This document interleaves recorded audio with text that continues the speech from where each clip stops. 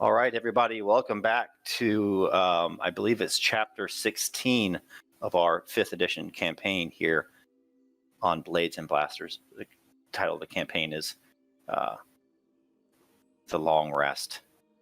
Is it Short Rest or Long Rest? Long Rest, I believe, yeah. If you like what you see here, go back and listen to the other episodes. Hopefully you will enjoy those. We don't typically run games like this on Blades and Blasters. We do a lot of really deep storytelling, but this stuff is fun too. Go back to our YouTube page. You'll find what you need there, and please subscribe. All right. And before we start, we have our typical folks with us here this evening. We have Demi playing Tarek von Iger. We have Matt playing Heidi. Of course, we have Dr. Danish returning in a reprisal of his role as Belabros. And we have the one and only Wanderer as Arden Riverwood.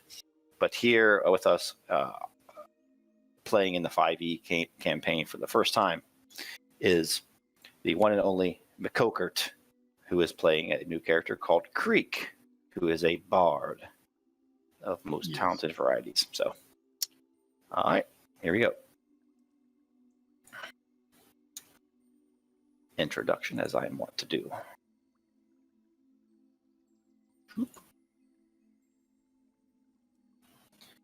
Bozerg? Saved. Tales? Exaggerated. The Hamlet citizens say extremely so. After all, who steps through a magical gateway and ends up thousands of leagues away, across the sea, in a strange land, in the middle of a naval battle regarding ancient relics, swashbuckling elves, and a monstrous sea creature? Nobody. That's who. At the well, one of the Hamlet's women is heard saying, "It's all wickedness, if you ask me. Playing around with that mystical, magical, good-for-nothing portal. Nothing good will come of it. It's only because good old Marv Elderman is involved that I don't tell my old man, Clotter, to go and wreck the whole damn thing down. You can trust Marv. He knows green and growing things. But all this going about sticking our noses in others' business has me mighty nervous. But since when do the great and brave, powerful and noble, kind and compassionate, or cruel with a purpose, care about the whispering of an old hag at the well? Never! And that is why the current company, several hours ago, stepped through said portal. After all, they had a link with the Mask of St. Michael, and they knew it was in a safe place among allies. Captain Gilthoniel and the elves of Southlandia, and the Hamlet had questions that needed answering. Presently, you find yourselves atop a tower. The wind whips at your hair and your cloaks and other clothing. It still provides that evaporative coolness of moving air, but the breeze itself is warm. It's pregnant with humidity, and no matter what position you contort your body in, you sweat. Captain Gilthoniel is near you. He has since welcomed you back as, quote, our unlooked-for friends from across the sea, and taken you to the top of the tower. He sips something both bitter and sweet and intoxicating at the same time. Over the last few hours, as you recover from the reeling dizziness of the portal, Gilthoniel has explained what has happened since you last left. They had gone out to sea again.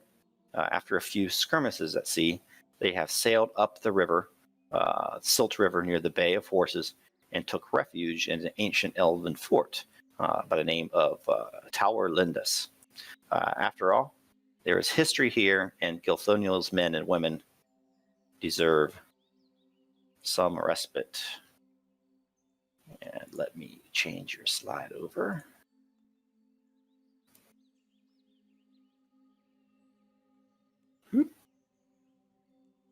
Everybody have sight there? So you find yourself at the top of this tower in the forest. It's humid, it's hot, but at the same time quite beautiful. There's some breeze, but like I said, it doesn't do much to keep you cool. It just kind of blows your hair around, and that sweaty hair goes and sticks to your face. Unless you're like Tarek von Iger and maybe in your plate armor, who knows? all around you, there's forests that descends down jagged hills to the side. If you look far to the north, across several miles of forest, just faint in the distance, you can see some blue mountains topped with what looks like to be glittering white snow, highlighted by the sun as it rises overhead at about noontime.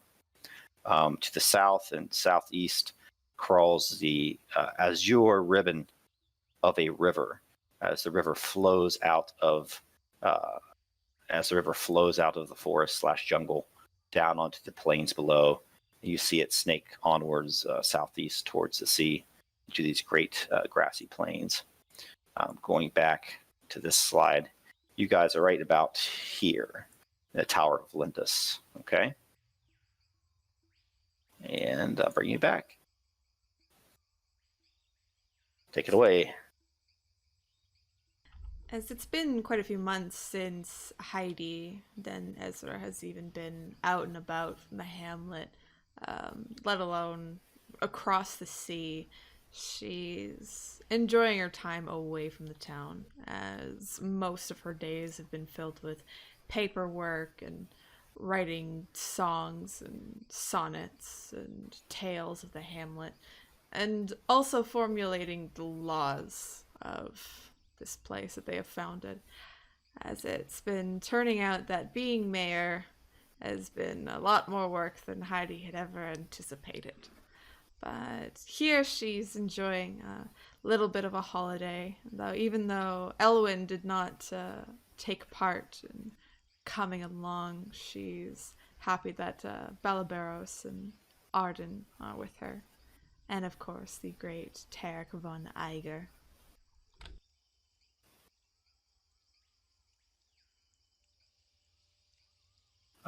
Captain Gilthoniel eventually approaches Heidi as Heidi kind of looks out over one of the parapets. This place seems vaguely familiar to her.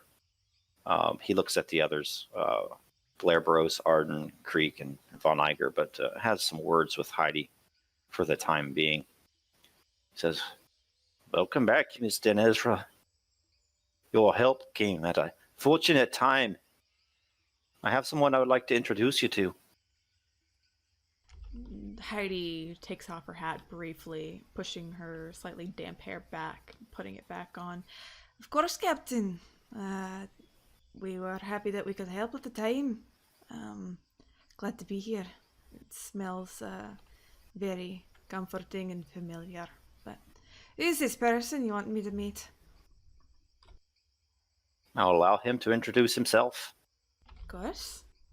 And you see a man that stands nearly a head taller than the captain, who has silver hair that's tied back behind his neck in with a leather tong, keeping off the neck.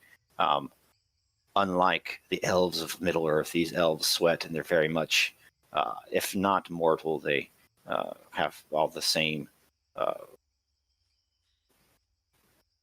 bodily functions as humans do, if that makes any sense. He introduces himself. Edhelion of Southlandia. You must be Heidi. I've heard so much of you. We can't thank you enough of the help that you offered to our people in the archipelago. I fear without your aid, Gilthoniel's ships would have all been sunk, and the Mask of St. Michael will be lost forever. But now it sits here, atop this tower that has been with my people for many generations, and it is safe. Heidi bows deeply to Edhelion, and she stands up. Well, I'm glad my people could be of such an assistance. It seems in these new times that we're finding ourselves, it's always good to make more friends than anything. And I look forward to making friends with you and your people there, Edhelion. Oh, friends indeed. And it couldn't have happened at a better time, you see. Over the past dozen years or so, the Yuan-Ti, the lizard folk, the snake people of the north have been conducted more raids along this north coast of this land. We hold a long wall to the north against them, and that stands strong, but we can do very little against the Yuan-Ti, whose numbers seem to multiply despite our best wishes. It seems no town or hamlet is safe along the coast, but with help from across the sea, there may be hope yet, and perhaps there is something we could help you with when the time comes as well. Of course, and in this time, there's many enemies, especially on our side of the seas. We've even seen some of those Yuan-Ti up by us as well, so they're not just spread along your coast. But of course, my people will be very happy to help any way we can. She flashes a very bright, charming smile. There's no recorded history of them crossing the Sea of Stars. Indeed, these are dire times, important times, serious times that may yet be responsible for tears, be they of sorrow and pain, or perhaps joy, and a renewed friendship between my people and the people of the main continent. I look forward to our future and working together there at Helion. Though, a good question if you don't mind me asking. She takes a look around, looking down the hills, down the ribbon of river that's there. There'd be a town, I think down there, somewhere. Town of Yelnan. Is it still standing? Yelnan, you say? Hey. Gilthoniel and Edhelion kind of look at each other. Gilthoniel excuses himself with a bow and goes to mingle with the other elves and also Heidi's company from the mainland, leaving Edhelion on his own. Follow me, Mr. Ezra. And he leads her up to the kind of highest tower up here, little observation tower. Oh, there are many towns along the coast and along the river Silt, but like I said, the elves of Southlandia are stretched too far, and our number is too few to provide the protection we once provided. Many of them are filled with good and kindly people still, but others are crawling with unfortunate bandits, people who wish harm. I suppose in that way, these towns represents many places on the mainland, perhaps half and half, those with kind and good hearts, and those who only care for themselves in the most selfish of ways. Heidi's been chewing the inside of her cheek ever since the captain departed, knowing that it would be not the best news. She puts her hands on her hips and looks out again to the scenery and the landscape. I understand what you be meaning. Well, if you need any immediate help or need anything to do here, I think we'll be around for at least a while, at least a short while here. Yes. And of this town, this village, I know it by name. I can tell you some measure of it. Of the town of Yelnan, Yeah. you mean? Indeed, my lady. What can you tell me? And they start to chat, and with that, the scene fades, and we're kind of down below as some light refreshments are served, and Arden, Belabaros, and Creek, and Von Iger are relaxing. Many of the elves at this point have produced musical instruments, and they're singing tales and songs of 1,000 years ago. They are tales that have to do with the never-ending wars with the Yuan-Ti and the vile forces to the north that they hold from the mainland of Southlandia. Tales of heroism and valor. Tales also of lost love, lovers who were driven apart by the many wars of this region. And I'll let you pose yourself in for the first time. Okay. So while the folks are singing songs about, especially the songs about lost loves, Creek is almost moved to tears. Just starts sobbing. Almost looks like he's trying to control it, but just stops. And just he's an ugly crier. And he's moved to pull out one of his instruments in the middle of one of their songs, and he kind of starts strumming along, and it's really not great. He is, for some reason, he carries this lute around, but you are not loving the sound of it. Like, it sounds like it's off key. It sounds like he's not ever had lessons, and maybe someone just told him that he should play this, and he, like, as a joke, and he's like, "Oh, you're so nice. Yeah, I should." And I think he kind of starts to interrupt the song, and people just staring at him. He's like, "I like this song. Why did you stop?" I think they're just appreciating all your fine additions there. We were jamming. Oh, is that what you're calling it? Yes. And then he starts to kind of tap his feet a little bit, and puts his lute back down, and "I will show you a dance I just made," and starts slapping his eyes, his chest, and his arms. And "This is a dance I think if you swallow a ham bone, it helps get it out. I call it the ham bone," and just starts ham boning, and is actually really good at dancing, but not nearly as great when he was playing some music. Many of the elves listen to your tune, and they're cringing a little bit, but being nevertheless polite. However, when you get up and start to move your body a little bit, they do start to clap along with you and give you a little bit of encouragement for this. You certainly do raise our spirits here, man. What is your name?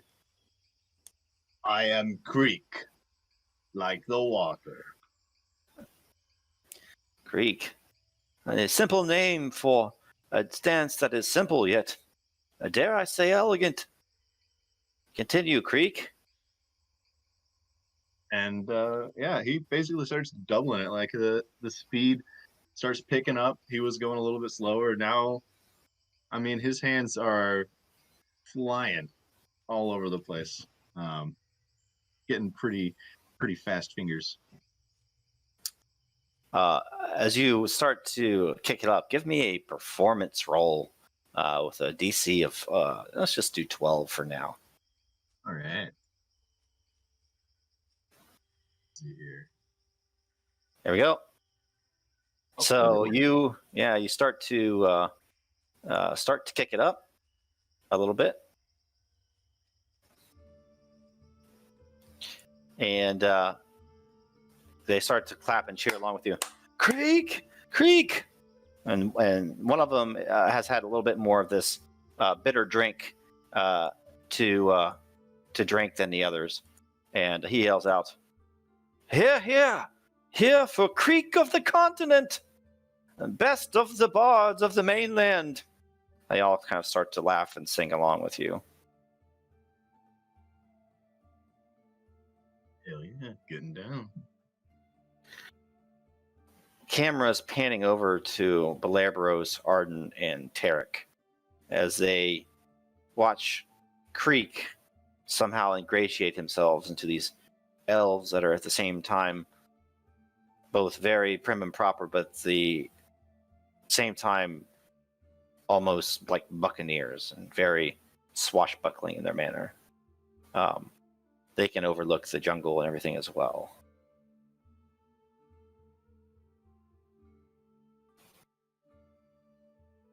Arden is seeming preoccupied. Since you've got to this fort, he's been spending quite a lot of time on the ramparts, not really talking very much and just looking north, and not really talking very much. When people talk to him directly, he's been polite, but he's not been. Every time someone talks to him, he replies. It seems like he's snapping back to the conversation from being far away. You You seem can- distracted. What weighs on your mind? Old memories, Tarek.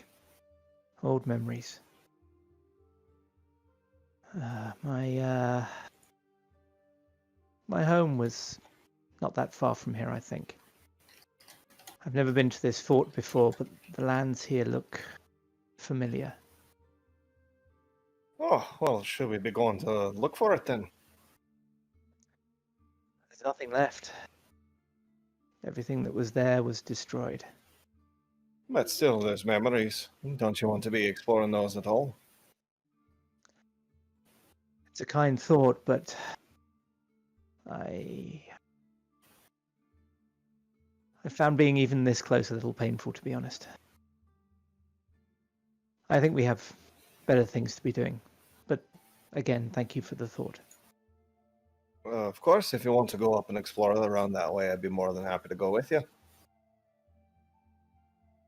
Oh, Yeah. thank you. Maybe I should. Maybe we should put the ghosts of the past to rest if we get time. And he gestures with his elbow over the creek. I mean, it's certainly better than what I'm having to watch here. He seems to have a very individual style, doesn't he? I've never seen dancing quite like that. I don't think I have either. Is he all right? Do we need to... Is he choking? He said it was a cure for choking, I believe. Oh, Though it does make you wonder whether the ailment or the cure is worse. But he seems to be enjoying himself, and the elves are liking it. I don't see an issue. I guess you're right. Hey, Tarek, you've been awfully quiet and moody since we got here. It's hot here. I mean, you could take off the armor and air it out. When's the last time you did that? Every night when I sleep. Oh, all right. So you get a little mint and crush it up inside and make sure it smells all nice and fresh. I don't tell you what to do with your gun. You will not tell me to get my armor. I'm just making sure that you stay nice and pungent inside. Arden sort of turns to Blabros and kind of raises his eyebrows and sort of makes a "oh dear" kind of expression. It's obviously a touchy point with Tarek. I understand. Is there anything? Should we pour some water on you, or? I will be fine. All It right. would cool you down, Tarek. Let's just change the subject. Where's Heidi? I think she's up top talking to the top man, if you will. She should make haste. I won't be here any longer than I have to. Well, I mean, from the sounds of it, it sounds like they have the same problems that we do, which is a bit alarming. Well, possibly, but if we're able to help them out, then perhaps they could help us later. It's possible we need as many allies as we can get. I think we need to know more of the situation here. We did quite well against the Yuan-Ti last time, but some of them were formidable foes.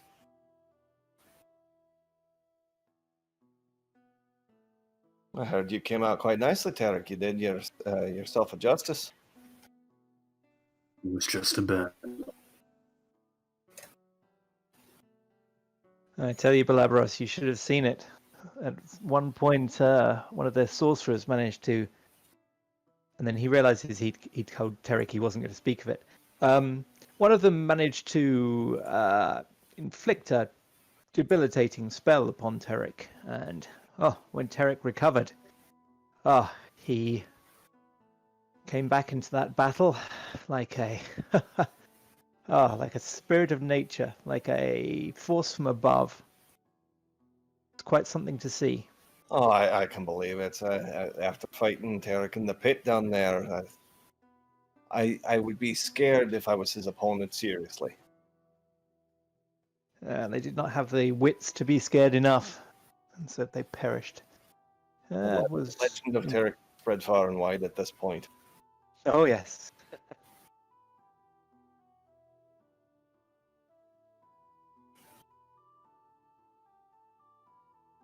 So, as Creek and the sailors continue to sing and dance, and as Tarek and Arden and Belabros have their conversation on the ramparts, looking to the north, they see Heidi and Ezra and Prince Edhelion climb gingerly down from the tower, and then also down a ladder to come back and join the main group. Edhelion addresses everyone. I've spoken with Heidi here at length, and I'd like to also thank each of you. It sounds like our sailors would have not returned home if it wasn't for your aid. Perhaps someone may write a song about it, or even a dance. He looks at Creek. About how you faced down that dreaded beast in the middle of the ocean. I, for one, would perhaps not be so brave as yourselves. You were too modest. And Arden sort of gives him a bow, not like too low, but about low enough to be respectful. You know, it's that trying to get that the right point, because he's effectively a foreign monarch. He's trying to be polite and respectful, but not subservient. I am sure there will be a song in the making there, Prince Edhelion. I'm not sure about this one. She looks over to Krieg. But when I find time in between my duties of taking care of the town, I will be writing something. I just need to talk a bit more with Arden and Terek over there, as they've got the first-hand knowledge. I'd be happy to tell you, Heidi. Mayor Heidi. It's fine that you call me Heidi. It's about the 10th time you've told him that, and he never does. But he looks across and says, I think Creek here is more of a dancer than a singer. So I think it would fall on you to write the song. You'll have to write the song. God, I can't keep my accent straight. But anyways, I've already got... Okay, I'm giving up on this for a second till I can recenter myself. But I already have a dance. And just starts doing like a picture Squidward doing his dance with his tentacles and stuff, going all crazy sideways, like, is the monster. And looks back at you, Heidi, like, barding good, no? Heidi looks over to Prince Edhelion. I apologize. Sometimes we like to take out new folk from the city and get them a bit acquainted with other places, but she looks to Krieg and then looks back to the prince. I hope he's not bothering you. Tarek, I think he's possessed.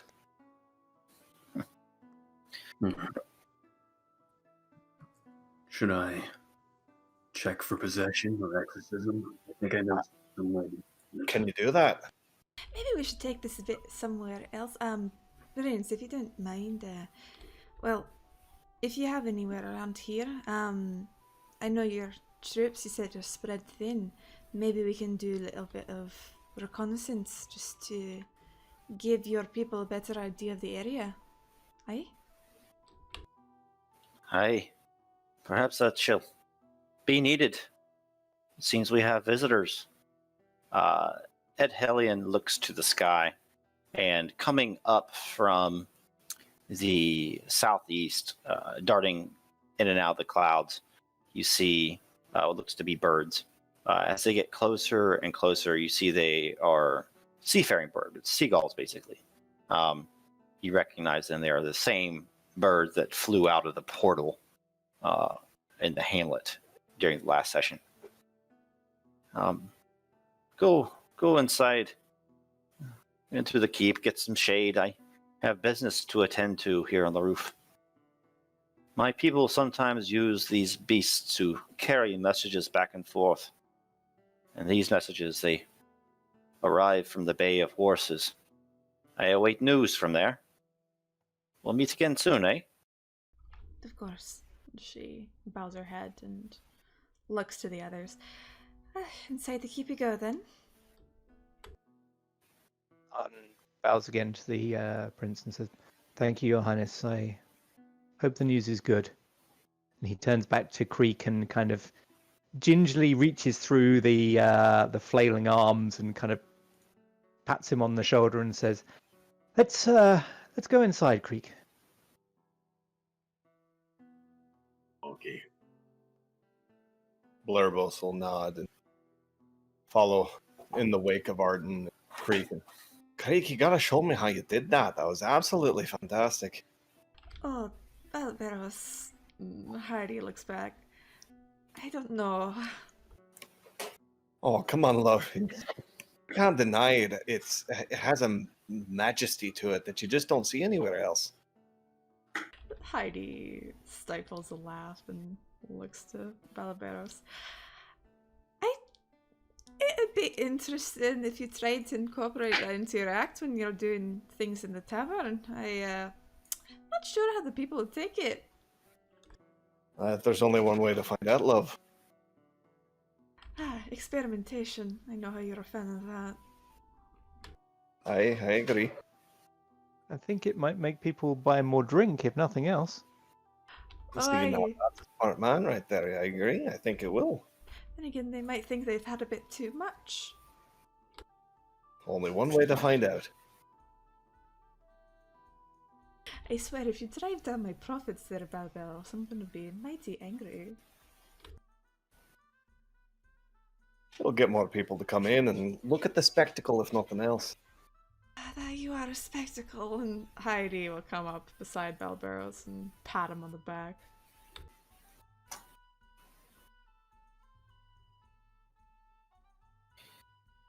You enter a dark doorway, and as soon as you step down onto the stone steps and kind of curl around to your left down a spiral staircase, the temperature seems to drop by 50% as you are again in the shade, and you come down into what looks like a dining hall of sorts. It's filled with a large central table and heavy carved wooden chairs with some ornate inlaid gold and silver crests over the chair back. You see what looks to be the flag, you assume at least, of Southlandia and the elves that rule this kingdom, kind of at the head of the table. But otherwise, you guys are alone. Arden goes over to the chairs and kind of looks at these are much more ornate and much more expensive than anything he's ever really seen. He kind of runs his hand over one and turns to the others and raises an eyebrow and says, "So this is how a prince sits, how a prince eats. I never thought to see such a thing." Maybe one day, if we work hard enough in the hamlet, we can have something that will at least maybe equal this. Arden smiles and shakes his head slightly. Says, "It would be lovely, but I fear my conscience would not let me eat like this while there are so many who are in want of food. But thank you, Heidi. It's a nice thought. Prince Arden has a good ring to it, though. If you don't, I'm sorry, is this when Arden usurps me or something? I mean, you can have a queen and then have a prince. Doesn't that mean he's my child? No. Yes. Or Duke, her brother or Duke something. Arden. How about that? That's how that works, right? Oh, and Heidi goes over and puts an arm around Arden. I don't know, maybe, I think we look alike, eh? Maybe you're like me long lost baby. Oh, sorry, the last bit of that. I said, maybe you're like me long lost baby. Arden chuckles at that. Says, well, I just hope we're able to build the hamlet and survive long enough to have some of these dreams come true. But an alliance here would be a long way towards that.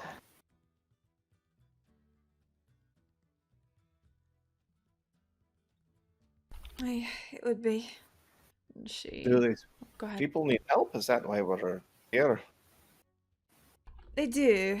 They do. Their forces are a bit thin, as it is here.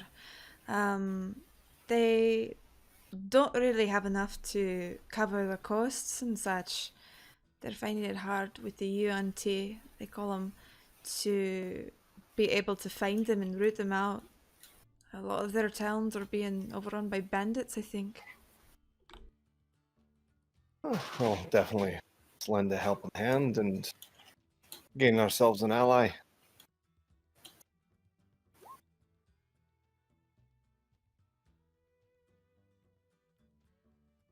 Yes, I agree. It's they're obviously in need of help, and perhaps if we're able to help them with their problems, then that would free them up to send troops to help us.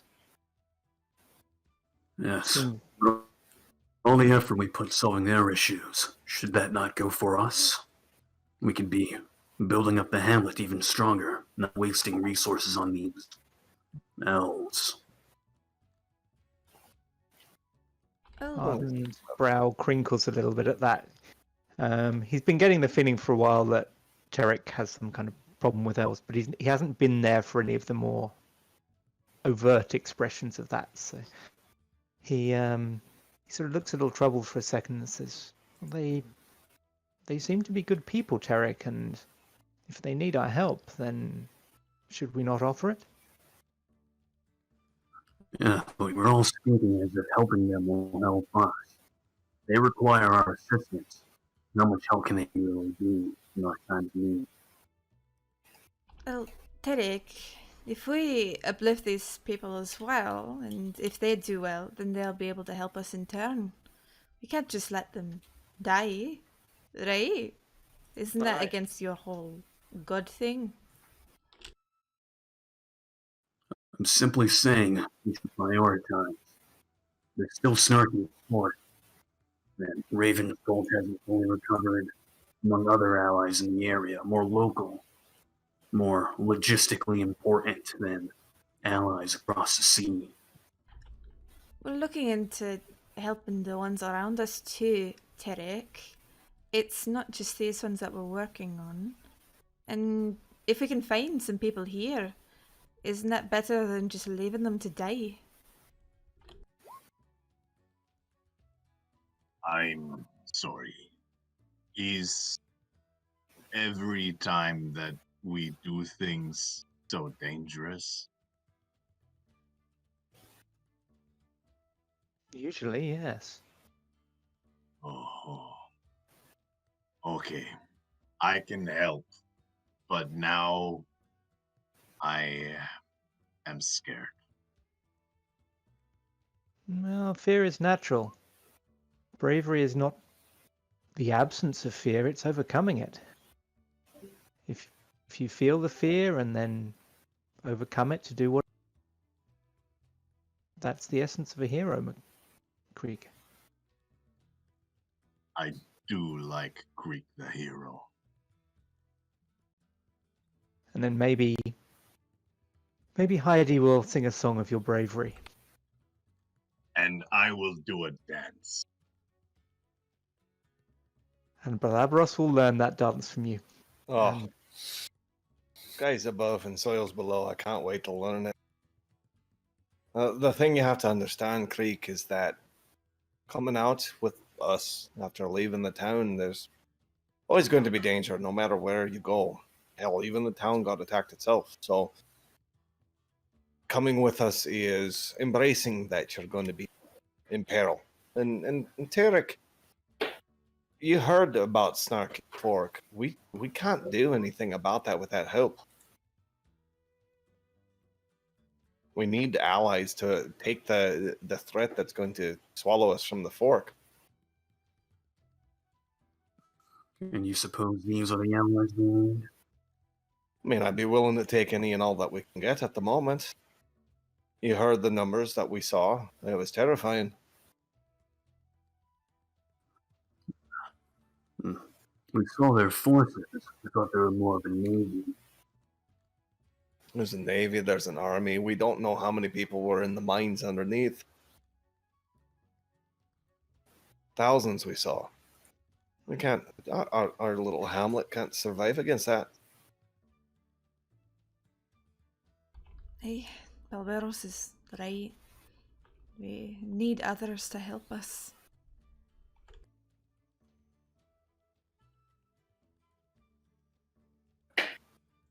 And at about that time, you hear soft footsteps coming down the steps behind you, the way you came in. And first, the captain walks in. He has a long sword at his right hip, and behind him is Prince Edhelion, who has to even duck a little bit under the archway, lest he strike his head on the stone. And he says, "I trust you found some small measure of comfort here out of the heat. It is well past noon now, and I myself am feeling a bit famished, but I do indeed have news to report." Oh, aye, it's very comforting, this part of the keep. But please tell us what's going on. Well, you're more than welcome to join us on our journey, but it seems that our respite here in the tower has been cut a little short. He has a scroll that he kind of unrolls and holds up to the window so he can see it in the light. His eyes dart over the lines before he rolls it up and puts it in his breast pocket. Ships have been spotted off the Bimini coast, headed towards the Bay of Horses. That's where our ships are moored, Captain Gilthorniel. Is it not? And the captain nods. By sailing up the river, we have left ourselves at least somewhat exposed, but if we leave now, we should have time to get back to the ships. And if we get back to the ships, we should have time to fend off any would-be raiders that would come down the river. So we heading up the river then? Is that it? More or less down. It happens to be in the same direction of that town we discussed up on the tower, Heidi and Ezra. Arden's face kind of freezes, and then he sort of asks rather quietly, "Which town would that be, Your Highness?" There are many small towns along the Silt River, but the one Heidi was interested in is named Yelnan. I believe she has some connection to it. We did speak of this town. It's been raided many times by the Yuan-Ti, as it's far from the coast, but it's still near the mouth of the river. But the people of Yelnan are sturdy folk. Many of them still dwell there. They operate their businesses day to day, all under the shadow of the Yuan-Ti raiders. We have done what we can to protect them, but like I said, the men and women of Yelnan are stout, sturdy, and proud folk. Sometimes I think they begrudge us the help. Arden Sorry, could we do a quick pause just to get some of the tech difficulties out? Sure. Sorry. All right, give me 1 sec. And now you're clear as day. now you're clear. perfectly Oh my crisp God.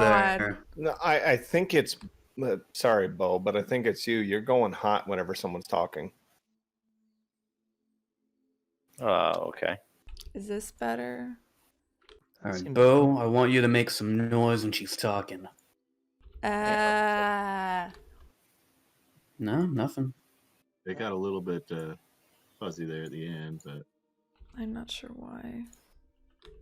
Matt, say like 3 sentences because you're fine right now. Okay, I guess we're gonna say about 3 sentences talking about What about absolutely now, nothing, everybody? but the mic. It's fucking perfect now, but in game we're like, The fuck. oh, I yeah. noticed though that even though Bo wasn't saying anything, his channel was lighting up. Seems to be better now. Yeah, and he was just talking while Matt was talking just then. And that seemed to be fine. I don't know what it was. And I've been getting it a little bit from Demi as well, which I don't normally get either. I saw that too. Yeah. Just towards the end of words, like it wasn't nearly as bad as Matt's, but it Is was this happening a still bit. okay? Yeah. Okay, I just moved the mic a little bit closer to me, but I still hooked up my pop filter just to make sure that I'm not like pa pa pa all over the yeah, there place. you go. You're good now. Okay. Better now, everybody. We good Yep. then? Ta ta ta ta. Yep. Oh, I've been recording this entire time. Just remember to go in there and turn it off. Whoopsies. Okay, Okay. so I'm just Editing software as 45 well. seconds about that. Okay. Baba booey. All right. Guess you can resume. I know Arden was saying something. So else, yeah, sorry. yeah, the men and women of Yelnan are sturdy folk. At times, you get the sense that they begrudge or offer help. Well, if we are heading that way, wouldn't hurt to stop in, have a look around the place if you like. Arden seems to sort of relax when he hears this a little bit and nods and smiles and says, "Oh, we would be glad to offer our aid to you and the good folk of Yunlin." Heidi's wearing a larger smile than usual. Most likely Balberos at the very least. Maybe even Arden. No, it's definitely a more forced smile for herself. I'm just pushing through something. She's like, let's go to Yelnan on our way through. I'm sure everyone there's going to be doing just fine. Arden sort of notes the Oh. expression, but decides not to bring it up now. Oh, sorry, Demi. Are we departing now?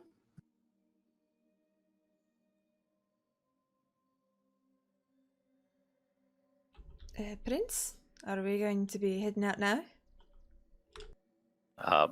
The prince and the captain were over in the corner having a hushed conversation. They seem to be making wide gestures with their hands. Yes, I think we should leave at once, or at least as soon as we can get the small boats loaded up. Heading down the river, we should make double time, because on the way back up, should only be a trip taking a little over a day. Perfect. I'm sure we can help you mount up the boats then to make the transition faster. And Derek, you should find it a little cooler down near the water. I thought we said we dropped this topic. Oh, just trying to help. And Arden looks completely serious when he's talking to Terek, but then he turns away and gives Balabaros a wink. Sly smiles, creaks at the corner of Baleros' mouth, and just a gentle nod. Well, Your Highness, tell us where we can go, where we should go, and where we can help. Well, we'll set off at sunset. We'll make good time through the night. Hopefully arrive at the Bay of Horses by noontime tomorrow.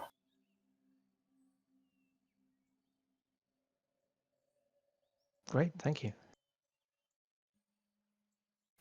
The captain and the prince kind of trot off. As soon as he reaches the top of the tower, you can hear Gilthoniel's voice shouting out orders. And you can also hear that the musical instruments have stopped, the singing has stopped, and you can hear boots above you running to and fro as the elves, quote unquote, break camp and head back down to their small ships, river going vessels that take them back down the river towards the bay.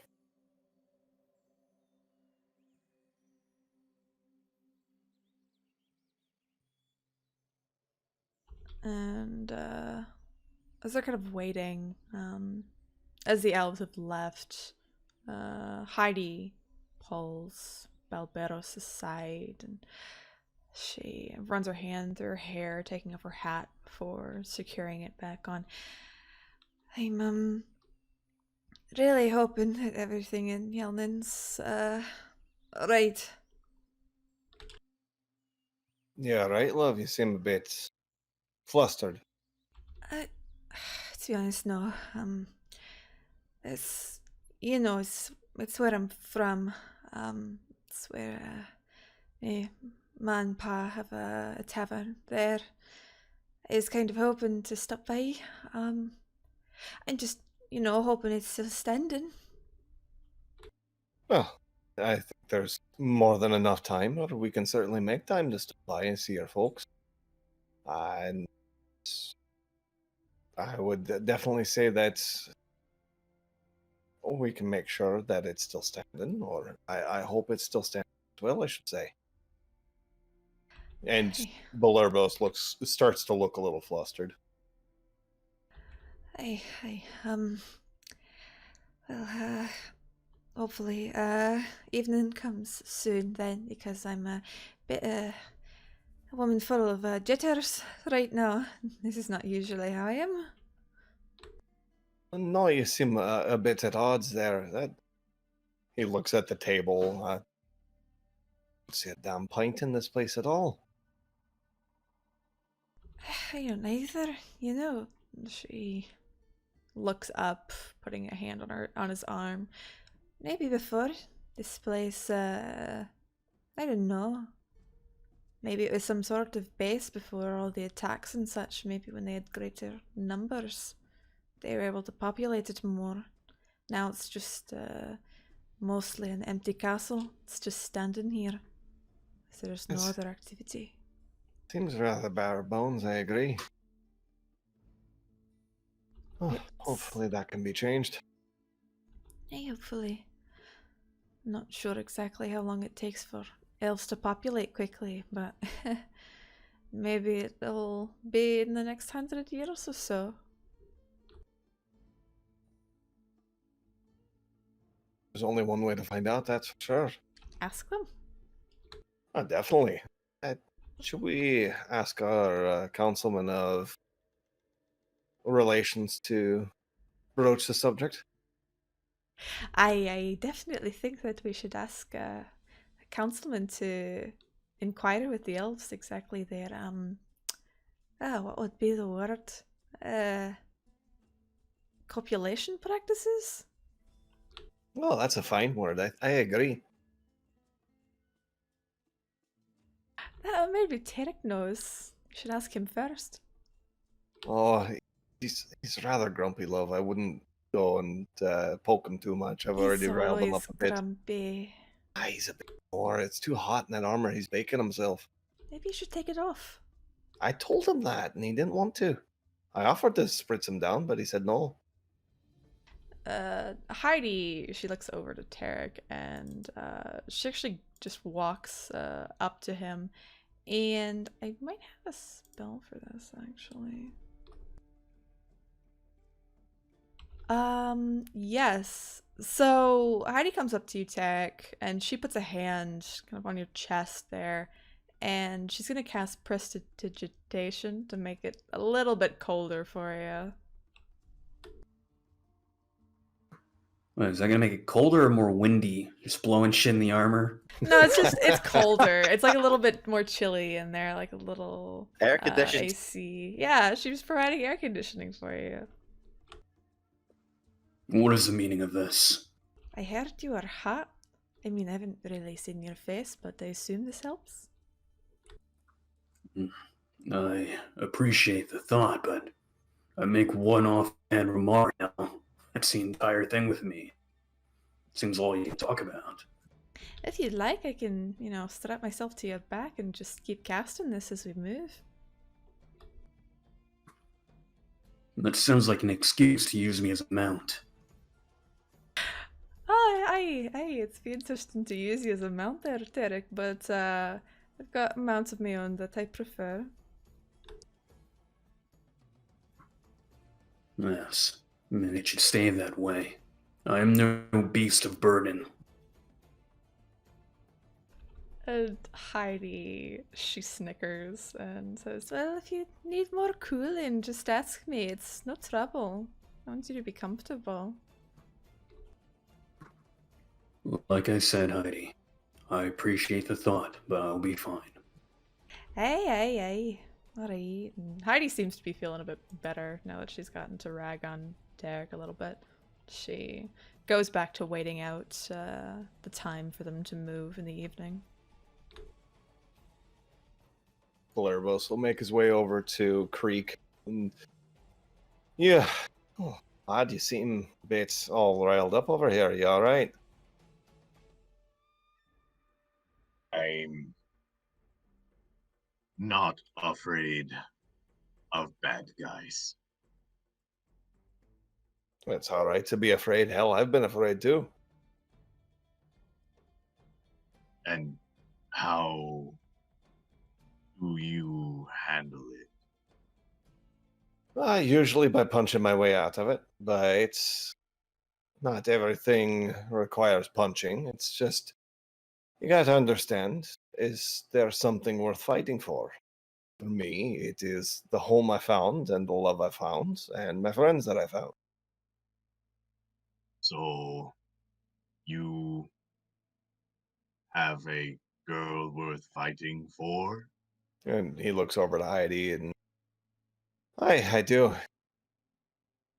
But it's not just her, it's the whole town. Trying to make the world a better place every step of the way that I can. Trying to make it better than I found it. That's a good life lesson, even if you're scared.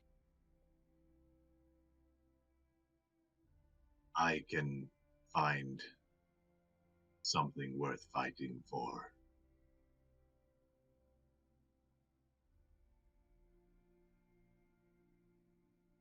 I agree, and it's important to try to find that, especially, and considering what we're going into, and just, it's all right to be afraid, even going up against a bad guy. I will make bad guy afraid. And that's a way to look at it too. With your help. And that's especially important. You can't do it alone. You are good friend. Ah, well, I Are we appreciate friends? that. I hope we can become quite close. Good.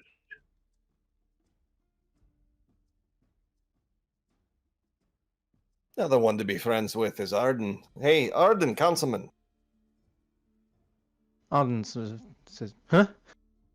He was sitting down in a corner and practicing some sort of arcane incantations. Been teaching himself new spells recently, and he sort of breaks away and stands up and comes across.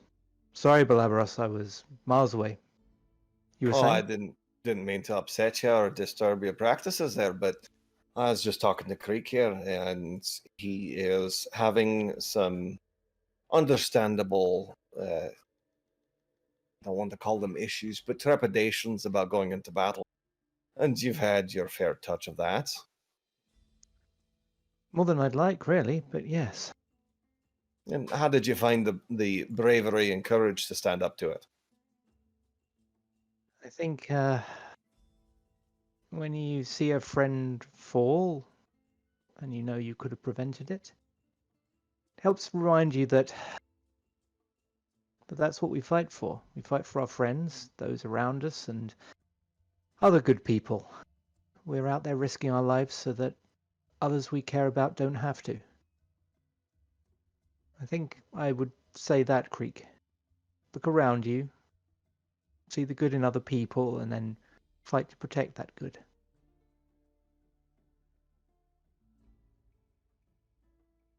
I can fight for good. That's the spirit. You never know. We may get through this without fighting, but our record so far has not been good.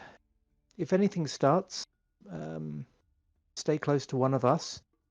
Follow our lead, and I'm sure you'll be fine.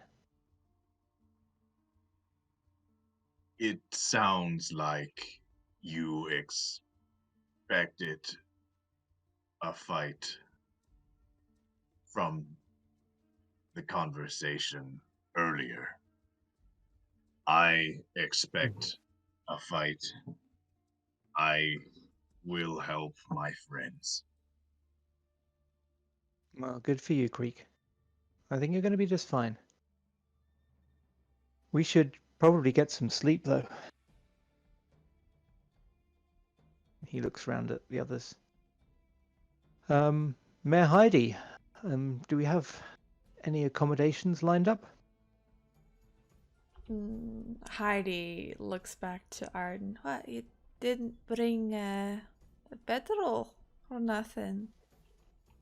Oh, I did for sleeping rough. I thought perhaps, and he kind of indicates their lavish surroundings, and I thought perhaps we could do a little better than a bedroll here. She looks about. I mean, they never really mentioned any sort of accommodations of such. She kind of scratches the side of her head underneath her hat. Maybe we can find a little resting place. Maybe there's some hay somewhere. I could speak to the good captain, perhaps. Sure. You've got a good connection with him, eh? A little. We fought together, but yes, I'll go out and find him quickly. Sure. And Craig, let me show you a little bit here. You got that loot there. You know how to play this, eh? Yes, I can play. And he pulls it out and just starts strumming on it. Again, it doesn't sound like he's actually. Doesn't sound like he knows the chords. Ah, no, He no, just no. thinks that he.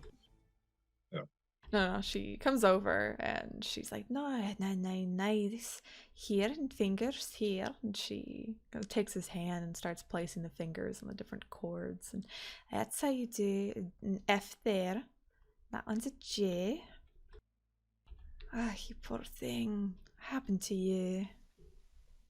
And as she's doing that, Arden's just leaving the room, and he doesn't want Creek to see because he doesn't want to upset him. But he looks back and sees Heidi teaching him, and looks around to Blabberos and Terrick and kind of gives them a fingers crossed symbol and a sort of pained expression, and then leaves the room looking for the captain.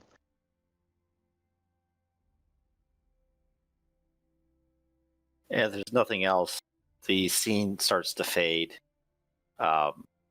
panning across the room as Heidi's nimble fingers wrap around Creek's, kind of guiding them, showing him the movements and the chords and the fretwork that this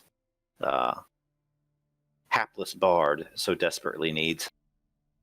Arden does go up to the top of the tower, and the prince is more than happy to give them all accommodations overnight, at least for a few hours. You make your way to bedrooms that look like no one has occupied them for many years. Nonetheless, they are kept in pristine condition. Polished wood bed frames. There are trunks with blankets. There are pillows with feathers, and it is comfort that you guys haven't experienced in quite a long time. Unless there's anything else pressing, we are going to go to the next scene as you guys are on the river on the way down to the Bay of Horses. No, but Heidi is gonna be highly enjoying these beds, as comfort is one of her top tier desires.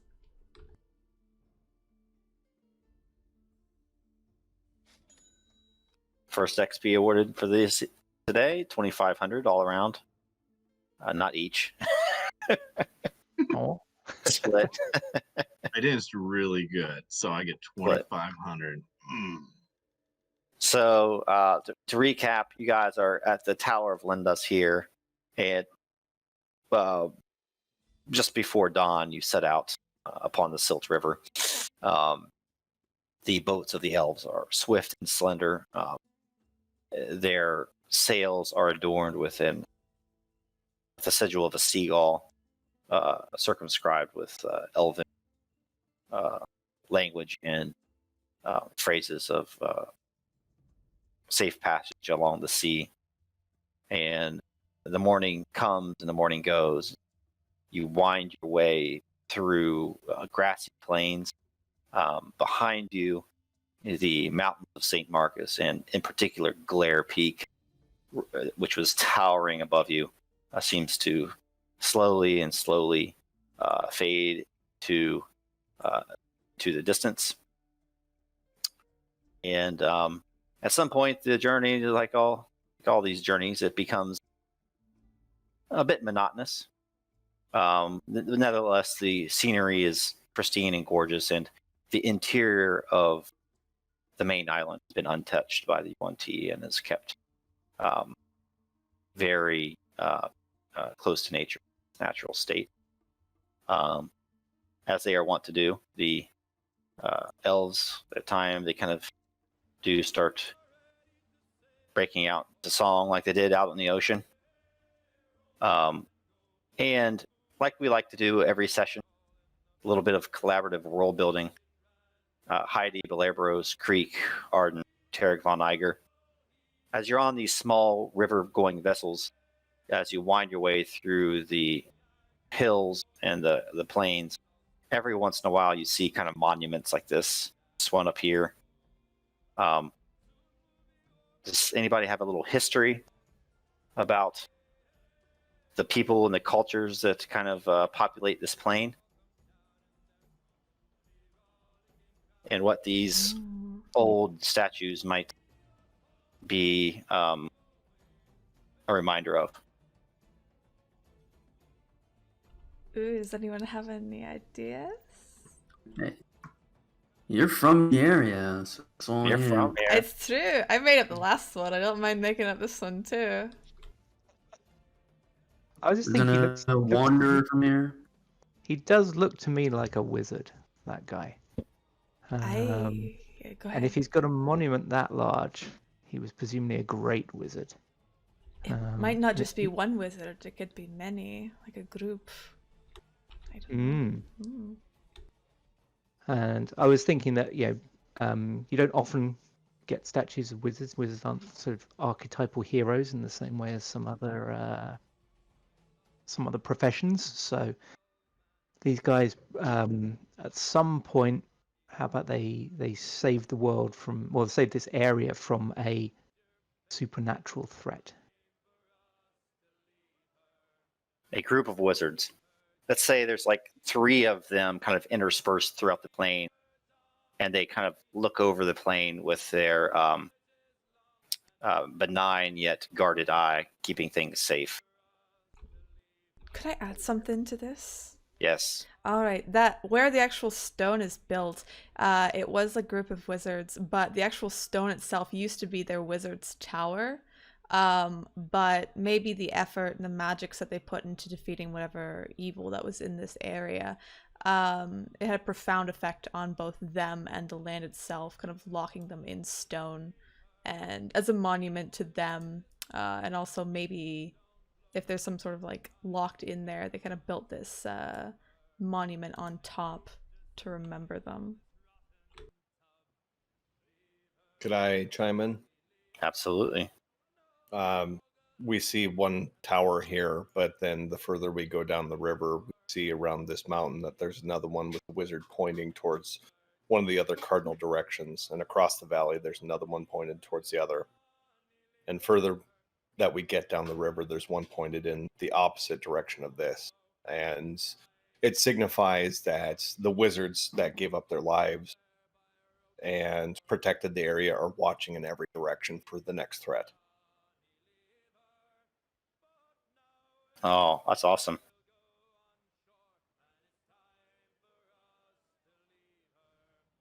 Tag it so I can come back and remember and enter a codex entry at some point. And as you go past the elves, as if they knew this tale, some of their songs, some of their sea shanties start to tell the tale of these. I guess there'd be 4 of them if this is the cardinal directions, right? River shanties. They sing their river shanties. So that sounds like that deserves about 1,000 XP all around. Amazing.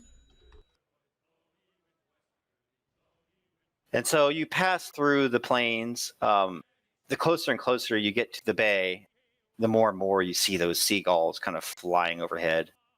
They wheel about the ships, the elves mentioning that they are a sign of good fortune. And eventually the sun sets. And as the moon starts to rise, you start to smell that brisk smell of salt in your nostrils. That slightly stringent smell of the ocean, although you can't see it yet because it's dark. What you do see, though, what looks like to be kind of broken spires and buildings jutting into the sky, illuminated by what looks to be a pale moon, and eventually the ships they slow down, and eventually they come to a stop. Some of you might have even drifted off during the last part of the journey. And as you look up, see not only the moon is rising, but the sun is starting to rise on the morning of the next day. Prince Edhelion nods or nudges Heidi a little bit. Wake up, my dear. We're here. When? Place. Yelnan. And Heidi she was very sleepy when she woke up, but she sits straight up at the mention of that, and her head is almost on a swivel as she looks around. Lima, you had 5 years to us to a place. Is this how you remember it, love? Slightly. Might have been more than 5 years, come to think of it. It's been quite a while, I know that.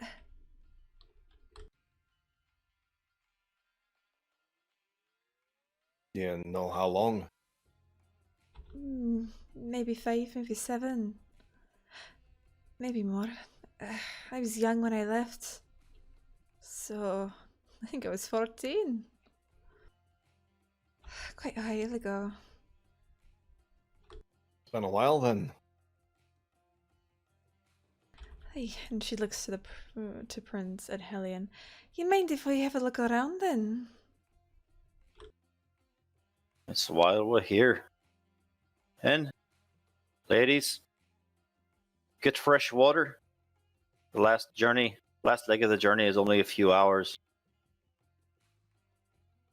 And he starts to go and talk to the elves on the small ships. Up on the docks, you guys can all see the men and women of Yelnan kind of going about their business. There aren't very many people at all at this very, very early hour. Perhaps people going to open their shops. There aren't very many shops, taverns. There are a few. There are a few also old men kind of sitting on the docks with fishing poles that are in the river. They look like they've been there all night and not caught a damn thing.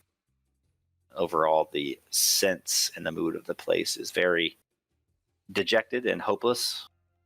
Although you see also a type of toughness behind the eyes of the people that live in this place.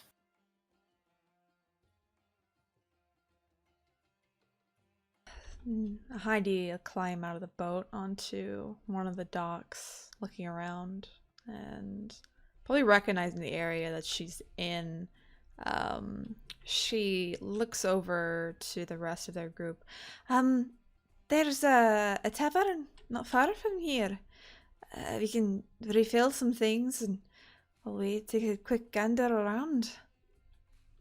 I think a pint sounds nice and lovely. It's called the Gilded Frog. It's not far from here. Remember that name. Sounds wonderful. Heidi will very excitedly, but almost with some anxiety, just start making her way to the Gilded Frog, which, as she remembers, was also the tavern her parents owned. So you leave the captain and the prince. They are busy kind of resupplying, getting fresh water, that sort of thing. There may be some elves that kind of reside in the town, probably are meeting with them, gathering news and that sort of thing. But as the sun rises, you guys kind of make your way into the town. And for even more XP, Heidi, I would like you to describe how this town is laid out, what the Gilded Frog looks like on the outside, the type of people you see in the streets. So, this town, it's definitely a throughways town. There are people who live here, and of course, it is a fishing village. It's primarily what their trade is. They also have it's not an extensive marketplace, but it is filled with a number of different items, as many different adventuring parties travel in and out of Yelnan. As it is very convenient, or at least when she was here, they did. It is expanded since she was here about 8 years ago. And the buildings are a lot more sturdy, as it was a little bit bigger than a fishing village last time, what she remembers. Many of the buildings now, instead of being made of just wood, are made of stone. They have like a masons, they have a tailor. They've really expanded their trade, especially since at the time before everything was going on, more and more trade was coming in. But since the attacks have been going on, there have been less and less people on the road. So some of the buildings have closed up, unfortunately, just due to people wanting to leave, wanting to move out, or maybe even never returning in the first place. But the Gilded Frog, on the other hand, it has since improved. Heidi's even impressed a little bit, as now there is stonework on the outside. They've added a second floor. It used to be kind of a 2-room tavern. She remembers when she was little, she used to sleep in a very small closet amongst quite a bit of furs that were around here to be comfortable, and for her, she was very content. But now it's more of a living space that's now on top of the Gilded Frog, while the entire lower area is most likely now the tavern part. There's 2 wide swinging doors, almost like a saloon, when you enter and leave. So you can hear the merriment coming out of the Gilded Frog. You can see the lights pouring out. This was a bit of a strategy made up by her father to attract more people inside, so they would hear all the merriment and they would go to the Gilded Frog. And yeah. Cool.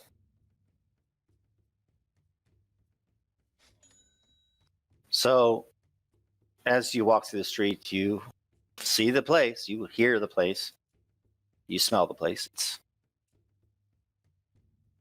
sense fresh baked bread in the morning kind of waft out of the Gilded Frog, and there are people in there for sure. You can also smell, I suppose, like a lager, like somebody brewing a beer and that sort of thing. And eventually, you kind of step into the Gilded Frog.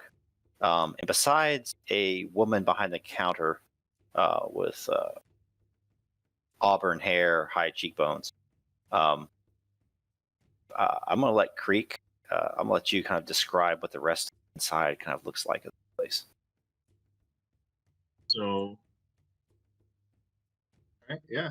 So the inside of the place, there's going to be a few round tables kind of spotting around the inside, some long benches along the walls, probably about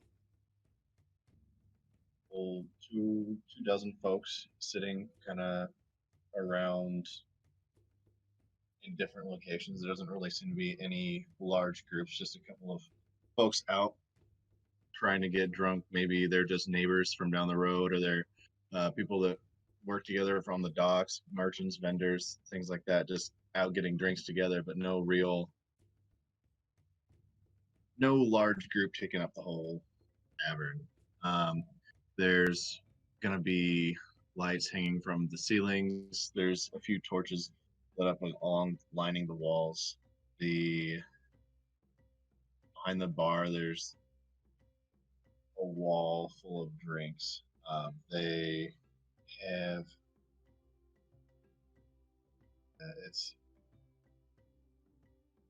it's beautiful for a person that loves alcohol.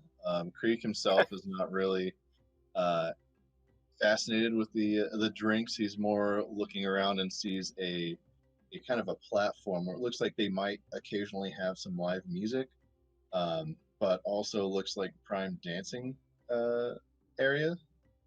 And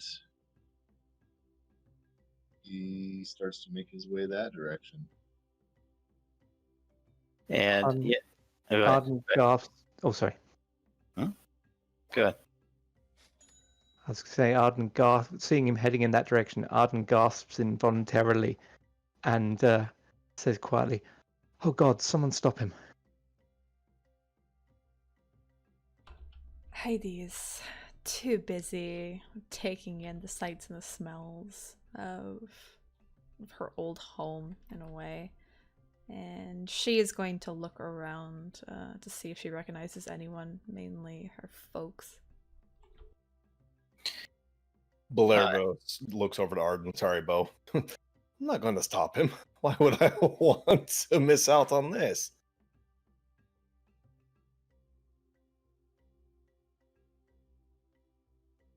And Arden sort of casting his eyes round and sort of looks at Tarek pleadingly. It's your idea. You do it yourself.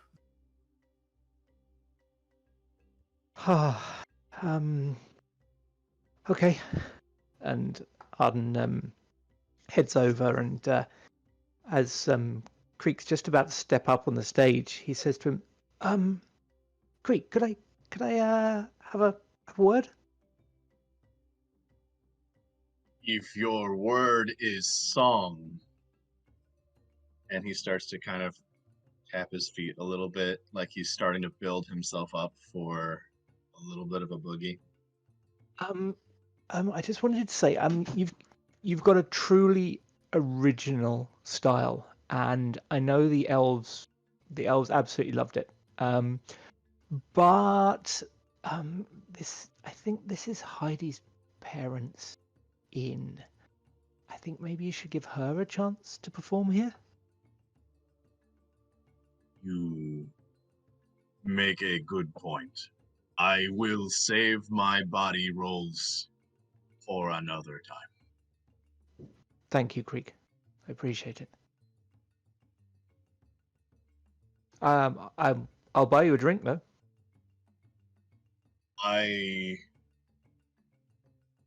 If they have cider, I will take that. I haven't had cider in an age. I'll join you. And Arden heads towards the bar and looks back towards the others and said, "Cider, anyone?"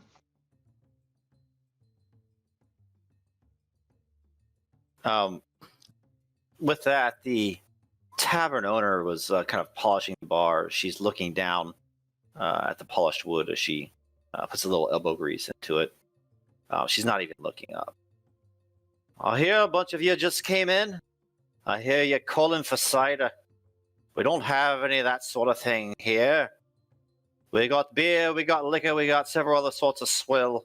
What we ain't got no bleeding cider. And we don't serve your Oh, there's 5 of you. Come on in. Come on in and have a seat.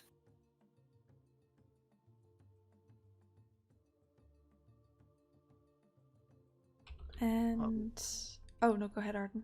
Oh, and you go ahead. Yeah, Heidi. Does the tavern owner look familiar, or is it a different woman? Oh, it's your mom. Probably doesn't Heidi. even recognize you though at this point, and in such a rough company. Heidi. She takes off her hat and kind of musses up her hair a bit, and takes a deep breath.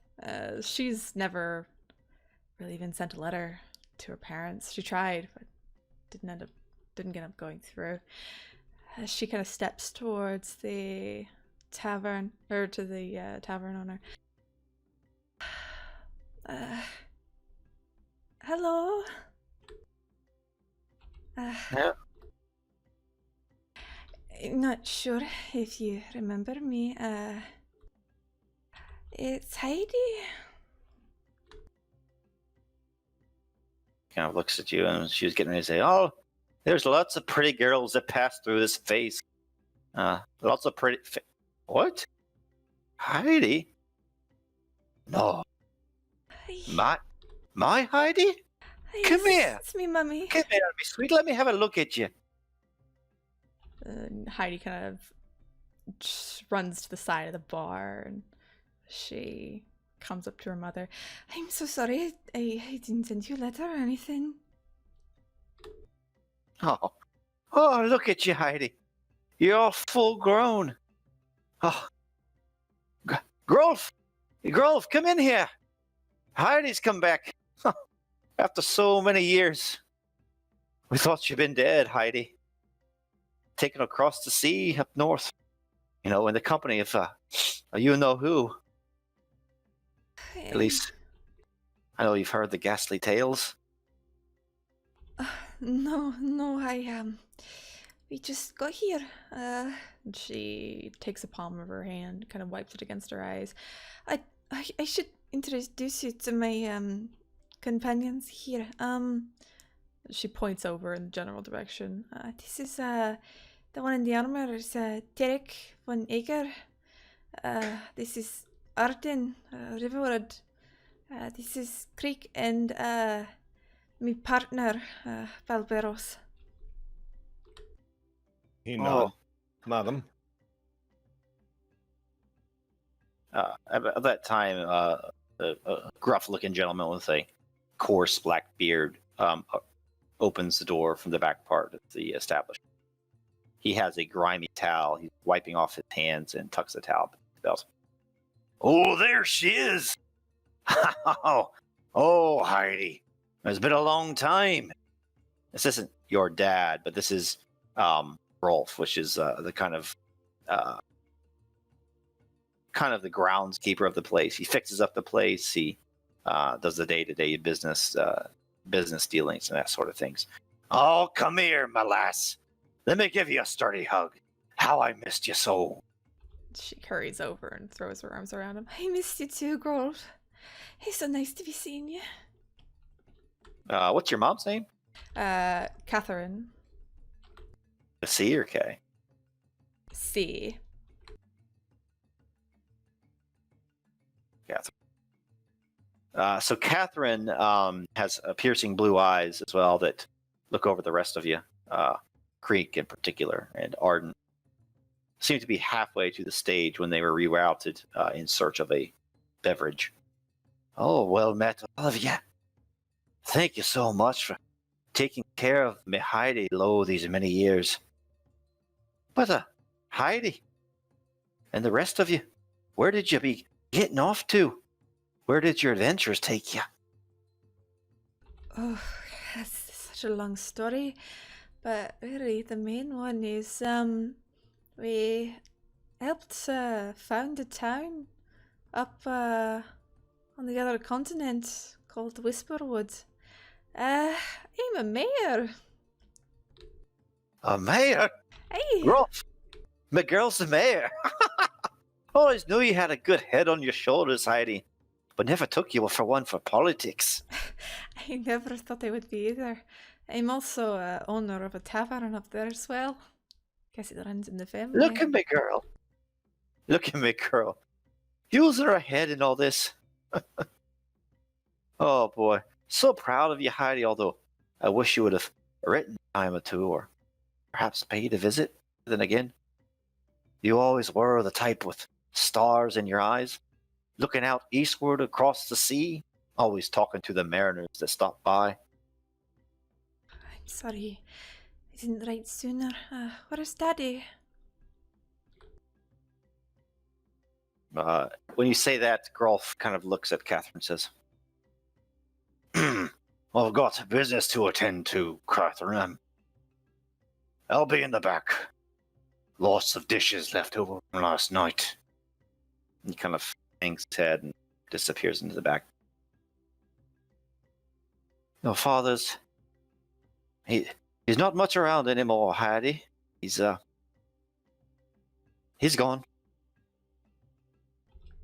Oh, what you mean gone? Like...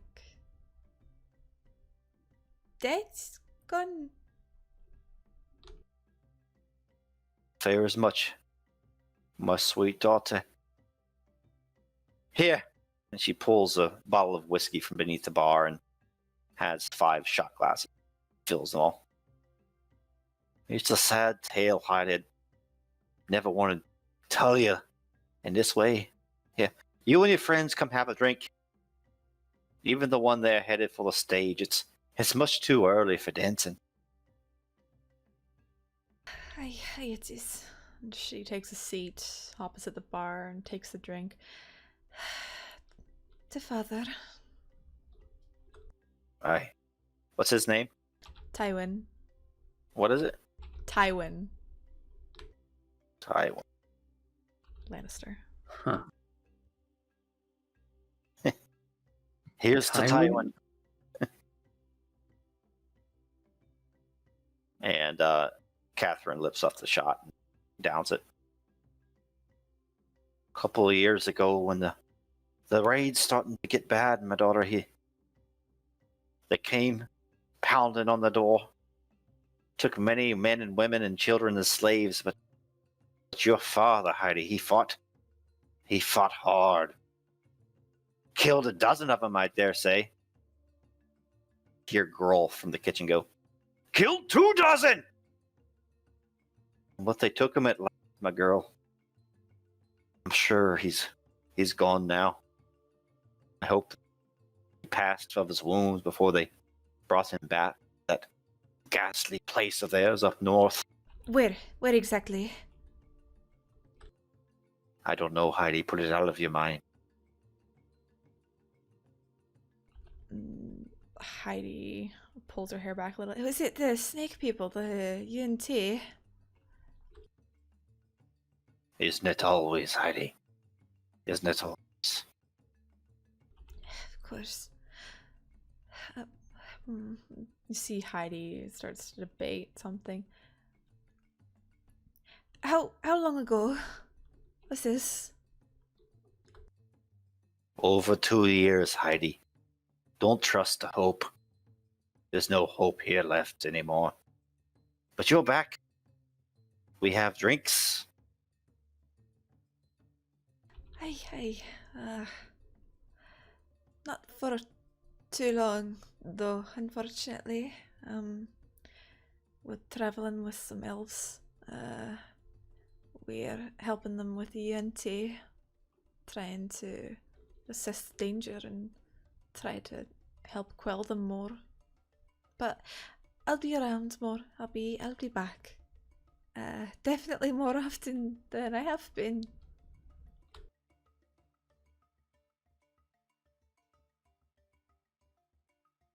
As you guys take your drinks, you hear someone enter the bar from behind you. Catherine looks over your shoulders. You see Captain Gilthonio there. Catherine says, "Get out of here, you sea rat! We didn't want your help then, and we don't want your help now. Your silver's no good to us either. I'd rather you go down the street to drink at one of the other establishments. You weren't good enough to save my Tywin. Get going with you. Mummy, she looks over to the captain, looks back to her mother. This is one of the ones we're traveling with, Captain Gilthoniel. Nice lady, Heidi. Who's she? I'm sorry, Captain, this is my mother. Oh. I see where the manners fell then.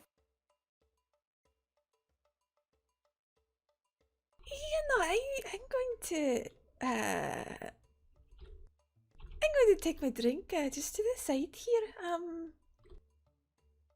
But Barros, why don't you entertain my mother and tell her all about yourself? I'm sure she's interested.